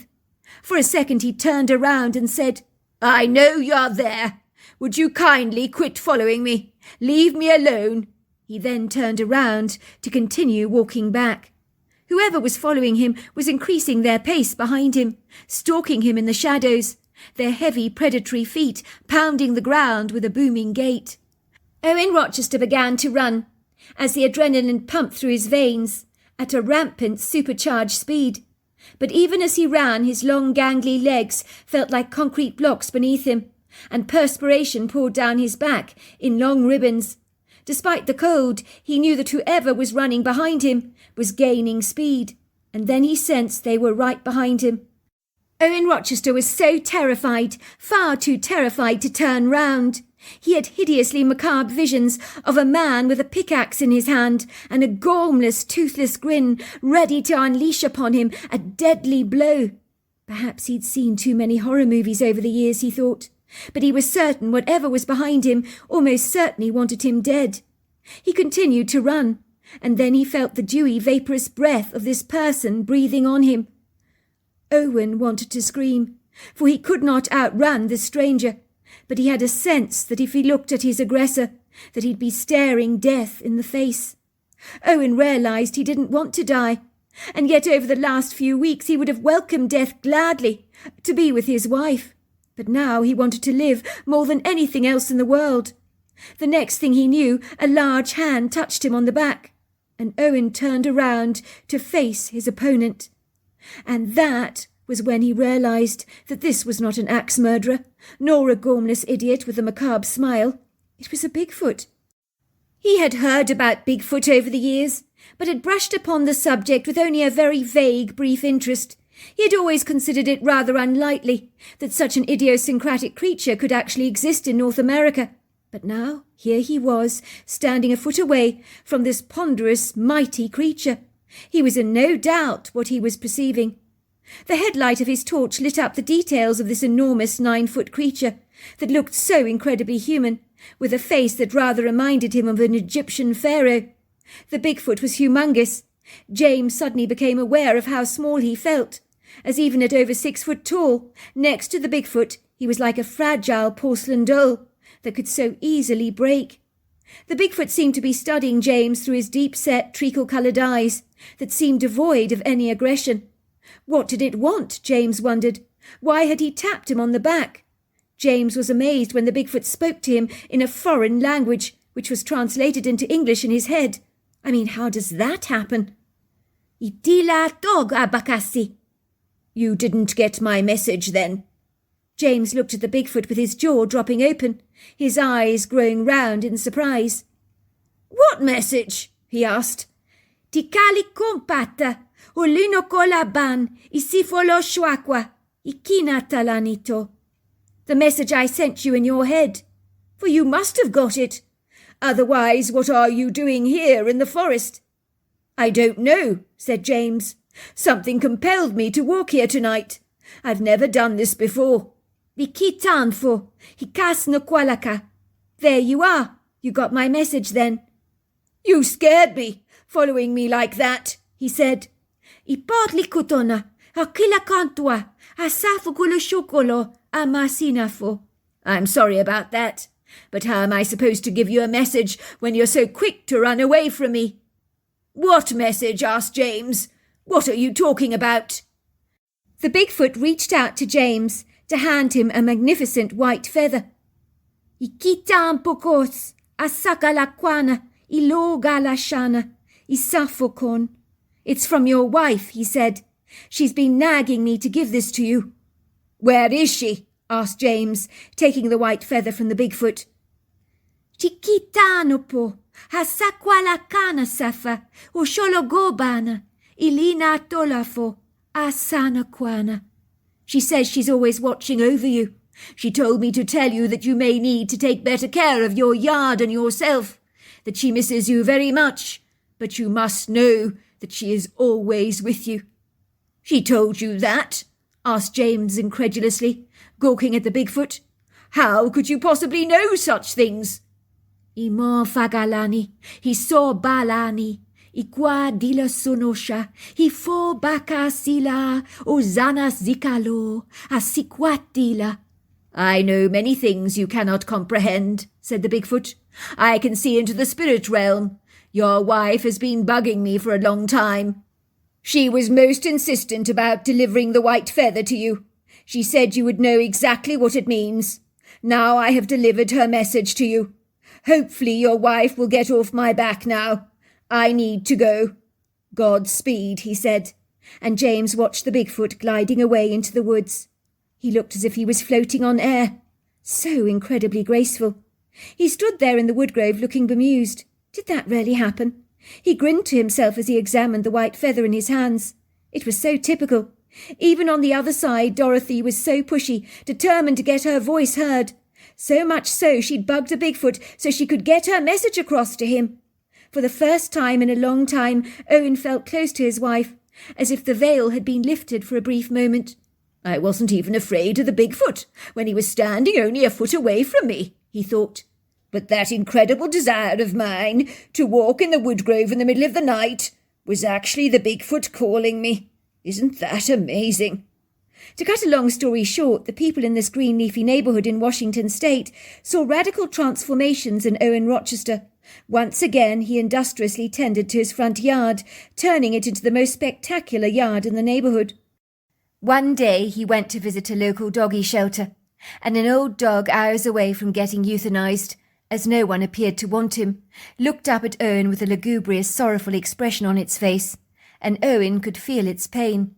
He unhesitantly rescued the dog, a hairy mongrel called Gus, that was a devoted, loving, big bundle of fluff, and the dog and Owen were seen everywhere around town together. They became very bonded, and Gus was welcomed into the town's most prominent watering holes as a beloved member of the community. Owen became involved in social events in the local area, soon becoming an accomplished golfer, and he believes the changes that transpired were born about from a message he received from a Bigfoot and the white feather from his loving wife. So there you are. That's my story. Well, hello there. I hope you enjoyed the Omnibus edition. We've got many more coming our way for you to listen to. Sending you love wherever you are in the world, in North America, Canada, Kenya, wherever you may be. I send you lots and lots of love. Thank you for listening to my Omnibus, and I really do hope you enjoyed it, because that's the whole idea about it, is to give you some interesting stories to listen to. So until next time, goodbye and good night.